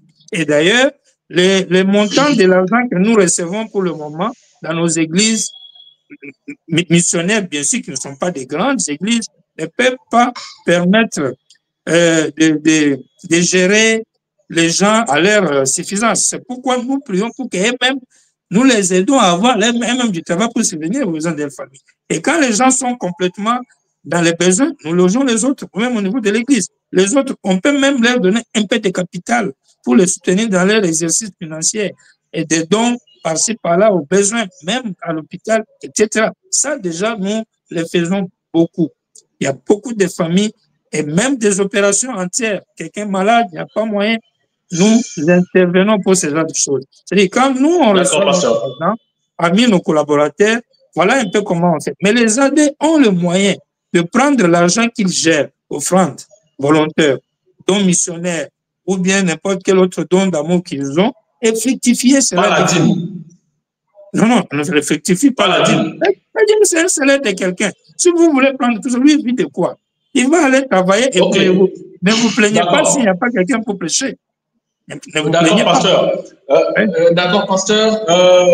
Vous avez dit que les administrateurs ont la possibilité de fructifier les moyens financiers qui ressortent de l'Église pour justement aider les autres et tout ça, et puis aider l'Église. Vous pensez que l'argent que gèrent les administrateurs, ils peuvent affecter dans une activité pour justement avoir des bénéfices pour venir aider l'Église? C'est une question que vous avez soulevée. Oui, ils vont fructifier ça et ils peuvent même, avec l'accord du pasteur, parce que le pasteur est le chef de tous ces gens, avec son accord, savoir combien ils peuvent aussi gagner dedans, dans les intérêts. Parce que quand ils utilisent ça, même pour leur propre compte, ils auront des intérêts. Ils peuvent prendre une part pour l'Église et une part pour eux. On ne refuserait pas ça. On ne refuserait pas ça. Moi, j'accorde à tous nos adhérents. C'est autorisé. Oui, révérend. C'est autorisé aujourd'hui par le message que les administrateurs d'une église puissent utiliser les finances qu'ils gèrent dans l'église pour affecter ça dans des activités qui puissent produire et venir soutenir l'église. Ce n'est pas un péché. Ce n'est pas un péché, c'est prévu, c'est permis. Je vous donnerai la citation. C'est permis. Fabana m'a permis noir sur blanc. Et nous, on donne nos AD, gèrent notre argent. Oh là là. Le compte bancaire, j'ai déjà fait la procuration. Nous avons un trésorier. Parce que comme aussi le révérend Emmanuel le disait, chaque pays a des lois. Et ici, par exemple, en Côte d'Ivoire, bientôt, vous verrez qu'on demande les impôts sur les églises, etc. C'est en train de venir. Et on veut même contrôler les pasteurs reçoivent combien par rapport au dîme. Et nous, on a les cahiers. Moi, par exemple, j'écris tout. Chaque jour, sauf les cahiers anciens que j'aurais perdu. Quand vous me donnez quelque chose, j'écris le nom, la date et le montant chaque jour. C'est-à-dire, si quelqu'un revenait demain pour dire, je t'avais fait donner ça, je vais vérifier. Si tu mens, je vais te montrer que c'est pas ça. Sauf si j'ai oublié une écriture. D'accord, pasteur. Donc, en bref, voilà un peu comment ça fonctionne. Les autres sont là pour les aider, mais ils ont leur travail. Les ministres, là, on peut voir comment faire. Yeah. Merci, pasteur. Il y a une écriture dans la Bible qui dit que tous ceux qui travaillaient dans la maison de Dieu, il y avait un salaire qui était prélevé, je ne sais pas si c'était mensuel ou bien journalier, qu'on payait à ces gens qui travaillaient dans les temples. Mais en disant ici, vous dites que vous donnez un forfait, c'est qu'on peut appeler forfait. à ceux qui travaillent avec vous dans l'église, qui Ouais, sont ouais, pas forcément l'interprète, collaborateurs. tout ça là. Ces gens-là, est-ce que ce que vous leur donnez, c'est un forfait ou bien c'est un salaire connu Non, et chaque non, mois, non. ils doivent toucher, par exemple, $100? Non, nous parlons de la Bible. La Bible, c'est la Bible qui a institué ces salaires-là pour tous ceux qui travaillent au temple, aux côtés des Lévites, notamment les chantres et tous les David et tout. Bon, je ne dis pas que David était payé dans le temple, mais je parle de ceux qui chantaient, ceux qui faisaient quelque chose au temple. Est-ce que vous, aujourd'hui aussi, vous utilisez cette écriture justement pour l'appliquer étant berger de cette église? Je n'ai pas, pour le moment, je ne connais pas cette écriture dans laquelle, au temple, à part les Lévites, il y avait des gens qui le payaient à l'époque. Je ne sais pas avec quoi ils le payaient parce qu'ils n'avaient pas l'argent. C'était des biens en nature. Ça, je n'ai pas de détails sur ça. Par contre, quand le grand Bill a interprété toute la Bible et qu'il a donné l'ordre dans l'Église aujourd'hui, pour notre temps, après l'ouverture de toute la parole, je n'ai pas vu un endroit où il a énuméré qu'on fixe des salaires pour tous ceux qui travaillent dans le temple. Parce que pour tous ceux qui travaillent dans le temple, nous avons l'intendant, nous avons peut-être comment on appelle celui qui garde le temple, et nous avons les diacres et les administrateurs. Je ne vois pas les écritures qui disent que payer un diacre tel ou bien payer un AD. Le conducteur des chants, on le paye. Ça, j'ai déjà dit. Les pianistes, on le paye. Si l'accepte. Si on a un secrétaire, on le paye. Si on a l'équipe missionnaire qui voyage, nous payons les transports à leur retour. S'ils ont des besoins à la maison, on peut aussi subvenir. Mais eux aussi sont des missionnaires. Donc, nous tous, nous travaillons. Ce n'est pas, il n'y a pas, si le pasteur n'est pas exempté de recevoir l'argent de Dieu et de manger, point. Ce n'est pas les autres qui travaillent avec lui qui travaillent dans leur travail privé. Ils viennent à l'église, on leur paie, mais elles font quoi en plus après pour Dieu? Il faut qu'il y ait aussi.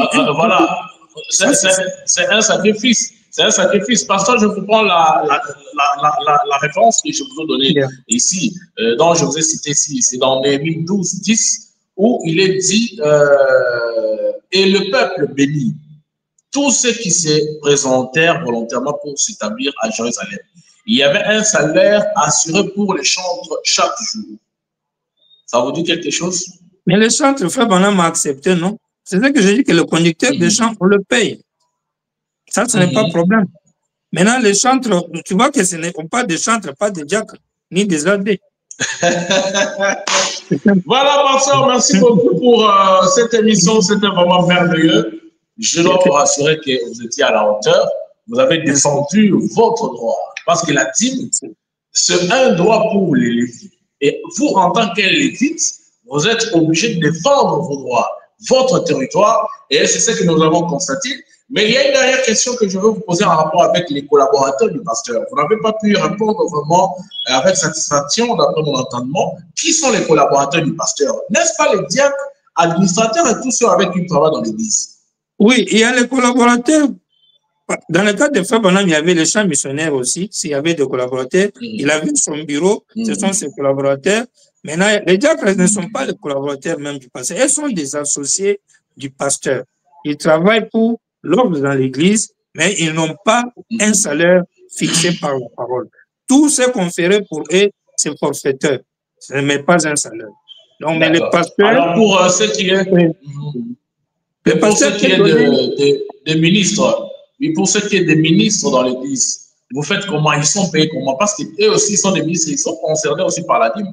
Vous faites comment?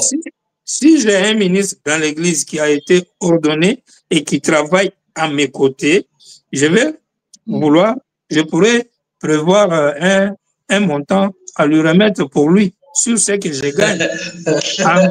Et là, la parole n'a rien dit de spécifique, n'a rien précisé.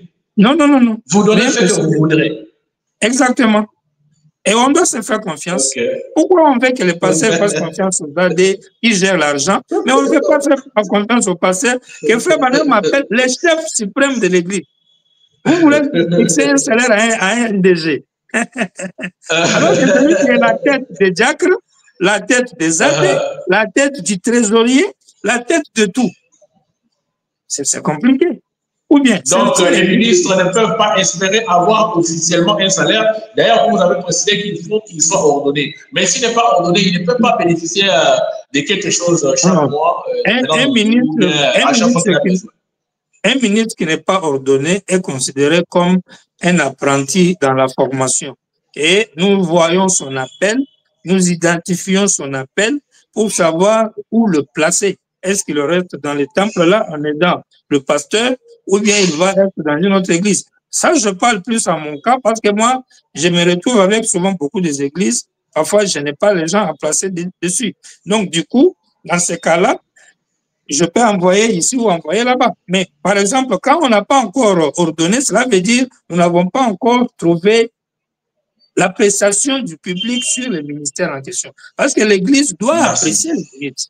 Si l'Église n'a pas encore validé le ministère, comment moi je vais directement valider, donner des salaires? Et si c'est un fainéant qui ne veut pas travailler, qui veut s'asseoir là pour dire qu'il est ministre, on lui donne l'argent. Si on veut que le pasteur travaille, le ministre lui aussi doit travailler. Si on veut que le pasteur gère bien l'argent de Dieu, et le ministre là, lui, ne va pas bien gérer l'argent de Dieu. Donc, c'est compliqué. Merci beaucoup, pasteur. Nous sommes très contents d'avoir partagé avec vous ce plateau. Vous avez vraiment justement défendu ce que vous croyez de ce principe qui est la dîme. Alors, un conseil, qu'est-ce que vous pouvez adresser d'abord aux prédicateurs comme vous qui n'arrivent pas à bien comprendre la façon de gérer la dîme? Tu penses que la dîme, on peut partager ça avec n'importe qui et tout ça là. Parlez un peu du côté sacré de la dîme. Pourquoi vous recevez ça? Un conseil à vos collègues pasteurs, mais aussi aux enfants de Dieu. Je l'ai dit tantôt dans cette émission. Ce que nous faisons ici, on n'incite pas les gens à ne pas aller payer la dîme. Mais la dîme étant un principe dans la parole. Et aujourd'hui, la parole est à la portée et de nous qui sommes brebis et vous qui êtes pasteurs. Nous sommes censés connaître comment vous utilisez la dîme. Parce que je ne peux pas, moi, concevoir donner ma dîme à une personne qui n'utilise pas ça bien. Je crois que c'est pour ma malédiction. Je dois censé connaître comment mon pasteur, est-ce qu'il respecte les principes donnés au sujet de la dîme ou il ne les respecte pas. On ne paye pas aveuglément. Je pense que même ceux à qui on avait demandé d'aller payer dans le temps, ils savaient au moins que c'est là la maison du trésor, là où je suis nourri spirituellement et là où je reçois ma bénédiction. Alors, un conseil à ces deux catégories de gens, je crois que c'est par là que nous allons chuter. Merci beaucoup. Le conseil est d'abord que tous les croyants du message sachent que la dîme est une ordonnance. Une ordonnance, c'est vraiment obligatoire pour eux. Et Père Vanam dit que c'est lié à l'expérience chrétienne. De telle sorte que quand tu ne payes pas, c'est facile qu'on comprenne que tu n'es pas né de nouveau. Et quand tu le fais, fais-le de bon cœur. En retour, tu vas prospérer financièrement. Quant à ce qui concerne l'usage du prédicateur de la dîme, ce n'est pas cela qui définit la bénédiction de celui qui paye la dîme, parce que celui qui paye accomplit un devoir sacré selon l'Église où il va adorer. Maintenant, si le pasteur reçoit cet argent pour aller, par exemple, utiliser en mal, et c'est là où Dieu dit qu'il va lui demander des comptes. Mais si nous-mêmes qui payons des dîmes, le conseil que je donne aux frères, si on paye des dîmes et nous-mêmes on veut gérer les pasteurs à qui on a payé la dîme, nous faisons mal. Parce qu'en ce moment-là, c'est comme dans une entreprise, un PDG, je vous donne des salaires. Demain, quand je te vois acheter une voiture, je te dis tu es voleur. Mais alors, le salaire, tu me donnais pourquoi? Si tu m'as payé, j'ai économisé, j'ai fructifié, et puis je paye ma voiture, ne m'appelez pas voleur. Pourquoi nous payons des dîmes aux gens? Et puis après, quand ils économisent ou ils font, Dieu bénit ça, ça devient beaucoup, on commence à les inciter. Ils sont des voleurs. Donc, les croyants cessent cet esprit-là. C'est un truc très, très mal, parce que dans notre vie, nous devons avoir l'esprit selon lequel prospérons tous, ayons tous une vie aisée. Parce que Dieu ne nous a pas envoyés sur la terre pour gémir, pour être sous le joug des souffrances. Non. Dieu nous a envoyés, il avait dit qu'on sera des têtes par la quai, patata. Même quand Frère Malam dit qu'il était un homme pauvre, il était pauvre par rapport à son rang, mais il n'était pas un homme pauvre. Il était un homme suffisamment riche à son niveau par rapport au fait qu'il avait les moyens de comment subvenir à ses besoins. Parce que quand John Charit lui donne au moins 3 millions de dollars par an, en 1900, là, dans les années 60, là, jusqu'aujourd'hui, ça serait combien? Vous voyez? Donc aujourd'hui, là, ça serait encore plus, peut-être plus de 20 millions de dollars. Mais On ne parle pas de ça. C'était l'argent que Frère Branham recevait. Je me suis toujours demandé, il le recevait dans les cartons ou par les virements bancaires. Vous voyez un peu, 3 millions de dollars. Là, on ne parle pas de 100 dollars les jours et tout ça là. Non. On ne dit pas qu'il donnait ça à un AD. Non.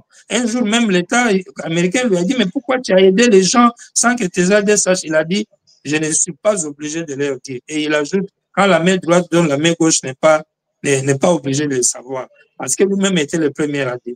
Quant au pasteur, quand ils reçoivent l'argent de Dieu, qu'eux-mêmes soient le premier investisseur dans le royaume de Dieu. C'est ça que Frère Branham a besoin. Frère Branham veut nous voir être des gens qui investissent tout ce que nous avons pour l'avancement du royaume. Et le reste, on ne pourra pas donner comment faire. Non, que Dieu les conduise, mais qu'ils investissent aussi dans le royaume. Merci beaucoup, pasteur. Alors, je vais chuter par cette question que je viens de recevoir ici par un bien-aimé qui nous demande de vous poser cette question. Est-ce que une brebis qui connaît bien son pasteur, je ne dis pas que c'est le cas, ou bien on a déjà rencontré ça dans la vie. Il dit qu'une brebis dans une église peut donner la dîme à son pasteur, sachant que ce pasteur-là était menteur, était un adultère, était un criminel, était un faiseur du mal. Est-ce que la brebis est censée payer la dîme à un tel monsieur? Mais il ne peut pas parce que lui n'est pas pasteur. Quelqu'un comme ça n'est pas un pasteur, c'est un mercenaire. Donc, du coup, vous ne pouvez pas rester avec un mercenaire et puis lui donner encore en plus la dîme. C'est une perte. Et dans ce cas, la brebis va payer la dîme où? Il va faire comment? Il va commencer à bouffer lui-même? Non, il doit d'abord quitter l'église là. Non? Il doit quitter l'église là. Comment toi, tu restes dans une église où le pasteur est un mercenaire, menteur, et fait de tout ça là? Faut quitter. Tu quittes, tu choisis un autre endroit. Et quand tu trouves cet endroit-là, tu payes là-bas. Si tu n'as pas encore trouvé un autre endroit, envoyez même à la voix de Dieu ou bien donner le fonds missionnaire aux gens que tu penses être vrais. Et moi, par exemple, on peut prendre cette dîme. Dans ce cas, si on n'a pas trouvé encore une église où on se sent chez soi et on soutient la cause et tout, comme le prophète le dit, est-ce qu'on peut prendre cette dîme-là pour ne pas donner ça à un pasteur criminel, un faiseur du mal, vraiment, mais devant bien la chair? On peut prendre cet argent et donner ça aux veuves et tout, orphelins. C'est valide aussi. Non, si on donne aux veuves et aux orphelins, ça, ce n'est plus la dîme. Ça, c'est les aides normales. Mais dans l'Ancien Testament, il y avait la dîme de veuves et des orphelins. Ça, j'ai donné ça. Et ça s'est prélevé sur les trois années dans une année, mais pas 3 années dans un espace de temps. Mais par contre, là, c'est le don. Mais je parle plutôt plus. Si vous n'avez pas d'église et que vous croyez dans le message de Jean Branham, envoyez même ça à la voix de Dieu. Mais si vous avez une église, vous payez là-bas. Le reste, là, ça en serait que des dons. Quelqu'un ne peut pas aider, quelqu'un peut appeler ça dîme. Non, non. Le 1/10, c'est sacré. C'est le symbole de l'âme. L'âme est le 1/10 de notre être. 5 sens de corps, 5 sens d'esprit, l'âme, le 1/10. On donne ça à Dieu dans le spirituel et dans le naturel, on donne l'argent, le 1/10. Dieu demande le 1/10, c'est un tout. Même si les animaux à l'époque demandaient, même si les êtres humains, même si nos enfants, notre fils aîné appartient à Dieu. Donc c'est un peu ça. Même si on annonce que vous avez une fille, que vous avez marié une fille aujourd'hui, on suppose que vous avez des filles, vous les mariez aujourd'hui, est-ce que, par exemple, moi qui suis une brebis, j'ai des filles, je les marie aujourd'hui, est-ce que je suis dans l'obligation de payer la dîme sur cette dot que la belle famille a remis? Ah, monsieur, on m'a remis une dot, si je peux enlever dessus une dîme. Par exemple, on m'a payé par exemple $2000 pour prendre ma fille en mariage. Est-ce que je suis censé prendre $200 et payer au pasteur comme dîme sur cette dot? Bon, la dot, c'est un cadeau. En tout cas, ça peut dépendre de l'appréciation du beau-père là. Sinon, moi, j'ai un frère qui a marié sa fille il n'y a pas longtemps. Il ne m'a pas donné même pas un franc, même $1. Je n'ai pas demandé ça. Alors, vous allez fouiller un peu, pasteur. C'est une demande que nous vous faisons. Fouillez un peu dans le message et dites-nous un peu ce que le message dit, ce que le prophète dit au sujet de la dot. Est-ce qu'on peut payer la dot, en fait, la dîme d'une dot après qu'on ait marié sa fille? Et c'est un peu de fouiller un peu comme ça. Prochainement, nous y reviendrons pour que vous puissiez nous répondre un peu. Mais aussi une autre question. Je ne peux pas vraiment laisser ces questions de précieux frères et sœurs qui nous suivent en ce moment net. Il y a quelqu'un qui demande aussi, est-ce qu'un pasteur est dans le droit de maudire sa brebis s'il ne paie pas la dîme? Ça n'existe pas. Il ne peut pas maudire, mais la Bible elle-même toi, comme tu ne payes pas la dîme, tu vas voir, tu feras ceci. Dieu ne va pas me bénir et tout et tout. Un pasteur, hein, derrière la chair, est-ce qu'il est dans le droit? Non, non, non, là, il n'a pas bien parlé. Nous savons déjà que la Bible dit, si vous ne payez pas la dîme, vous êtes maudit dans vos activités. Donc, ça ne sert à rien. Au moins, s'il répétait l'écriture là, mais peut-être en accentuant d'une certaine manière, en langage. Mais, en dehors de l'écriture, on ne maudit personne. On laisse les gens, que tu payes ou non. Nous, on a des croyants qui, si je fais peut-être 10 ans avec lui ensemble, peut-être qu'il n'a pas payé la dîme 10 fois. C'est pas tout le monde qui paye la dîme, hein. Les gens pensent que des voleurs de la dîme de Dieu, hein. Ce sont des voleurs. La parole dit que ce sont des voleurs. Ces gens-là doivent être poursuivis. Je crois que, est-ce que pour ça, on peut poursuivre quelqu'un qui ne paye pas le droit de Dieu? On peut le poursuivre, dire que non, toi là, comme tu ne payes pas le droit de Dieu, parce que Abraham dit que c'est une obligation, une exigence pour tous ceux qui sont dans la parole. Tous ceux qui se disent enfants de Dieu doivent payer. Alors, une personne qui ne paye pas, nous savons que dans le monde normal, quand quelqu'un ne respecte pas les lois de son pays, il est poursuivi justement pour des forfaits qu'il aurait commis. Alors, est-ce que dans le cas de la parole, on peut poursuivre une personne comme ça, un voleur de dîmes? Bon, j'ai vu une personne venir à la ligne de prière devant Frère Branham lui demander, c'est pas à la ligne, bien en entretien, qu'il avait des problèmes, sa vie était bousillée, rétrograde, problème sur problème. Comme réponse, Frère Branham lui a dit, va payer tes dîmes. Tu vois, parce que c'est ça qu'il devait régler dans sa vie. Bon, maintenant, je crois que la poursuite existe, mais c'est Dieu qui le fait. Nous-mêmes, nous n'avons pas nous n'avons pas une écriture beaucoup plus claire qui nous pousserait à les poursuivre comme tel. Voilà, parce que une autre question vient de tomber sur la table ici, pasteur. Quelqu'un dit que c'est peut-être parce que vous n'avez pas insisté sur l'argent dans le monde du message qu'aujourd'hui les gens payent difficilement leurs dîmes, ils soutiennent difficilement la cause en l'église, ils achètent difficilement les parcelles ou concessions pour les églises, ils construisent difficilement, ils soutiennent difficilement, pasteur. Est-ce que le sujet d'argent, est-ce un sujet tabou dans le milieu du message aujourd'hui? C'est ça l'erreur que j'avais dit et évoqué une fois dans une de nos émissions, que nous avons été un peu populaires, nous, les ministres du message, nous sommes des gens populaires. C'est-à-dire, nous sommes tombés dans la popularité, dans ce sens que nous ne voulons pas vexer les gens sur l'argent. On a fait de l'argent là un sujet tabou, alors que ce n'était pas un sujet tabou, comme vous venez de le dire. Et vous verrez que nous sommes en retard par rapport aux bénédictions matérielles dans le monde du message, justement à cause de ça. Parce que les dénoms donnent plus de tout ce qu'ils sont avec cœur. Et ils n'en font pas vraiment un problème. Ils n'en font pas vraiment un problème. Vous avez les musulmans, vous avez les catholiques. Il fait sa messe, peu importe ce que le prêtre demande comme l'argent à payer pour les prières et tout, il est dedans. Et vous voyez à quel niveau évolue leur histoire, y compris les nationales, les pentecôtistes, etc. Mais nous en parlons moins. Et quand on essaie d'en parler, parfois on se bute à des réactions.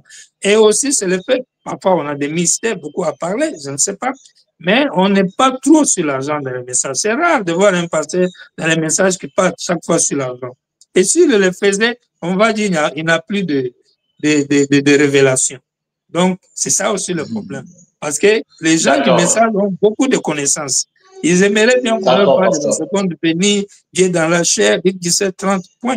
Pas de dîmes. Mais il y a aussi, toujours dans cette catégorie-là, ceux qui aiment Dieu dans la chair humaine et tout, ils sautillent. Mais après, ils ont des rendez-vous à l'hôtel avec les gens. Après, c'est des pasteurs au bureau qui dérangent les filles des gens. C'est des choses qui se font en coulisses après avoir sauté sur ces mystères-là. Est-ce que vous ne pensez pas que vous êtes parti trop rapidement en enseignant des choses qui soient vraiment sacrées pour les saints aux gens qui n'ont pas encore maîtrisé le ABC, un peu comme le disait le prophète? Et c'est ça le résultat qu'on a aujourd'hui. Je pense que c'est un pasteur qui a le Saint-Esprit appelé par Dieu. Quand il prêche, il transmet une vie. Et ces prédications, si c'est inspiré, peu importe le thème, que cela soit dans les mystères, que cela soit des thèmes de la vie morale, il arrivera toujours à donner une sainteté aux gens parce que le livre de Daniel disait la connaissance augmentera et plusieurs seront purifiés par la connaissance de la parole.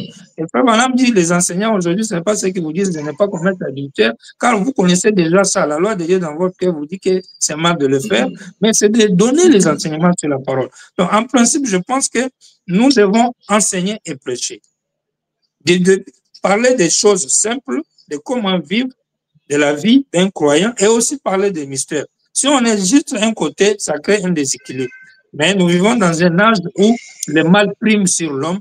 Parfois, peu importe tout ce qu'on peut dire, la parole n'entre plus dans les gens parce que tous les canaux sont obstrués, comme dit Frère Branham, à cause des problèmes. Merci beaucoup, pasteur. Merci, pasteur Zoé Mwamazambi Punga. Nous sommes vraiment satisfaits de votre présence sur notre plateau. Vous avez répondu à plusieurs questions des enfants de Dieu liées à la question sur la gestion de la dîme dans une église locale. Et nous estimons, et d'ailleurs, nous laissons d'ailleurs aux enfants de Dieu cette appréciation de savoir si vous étiez à la hauteur de répondre à nos questions ou pas. Je crois que par la grâce de Dieu, en notre humble vie, vous avez fait quelque chose qui a béni les enfants de Dieu au jour d'aujourd'hui. Nous annonçons avec vous d'ailleurs qu'au mois de juin 2023, vous aurez une grande convention internationale au Gabon, en Côte d'Ivoire. En Côte d'Ivoire, je voulais dire. Donc, je crois que dans les jours qui viennent, nous reviendrons avec des affiches, des annonces un peu plus percutantes pour justement mettre les enfants de Dieu sur la voie, qu'ils soient de près ou de loin, ils vont suivre avec cette possibilité qu'elle nous donne la science aujourd'hui. Pasteur, nous vous disons merci pour le temps que vous avez accordé pour envoyer le message. Que Dieu vous bénisse. 2026, c'est un 23. 2026. Merci. 2026, ouais. Abidjan, Côte d'Ivoire. Merci, pasteur. Que Dieu vous bénisse et à la prochaine. Merci beaucoup. Merci.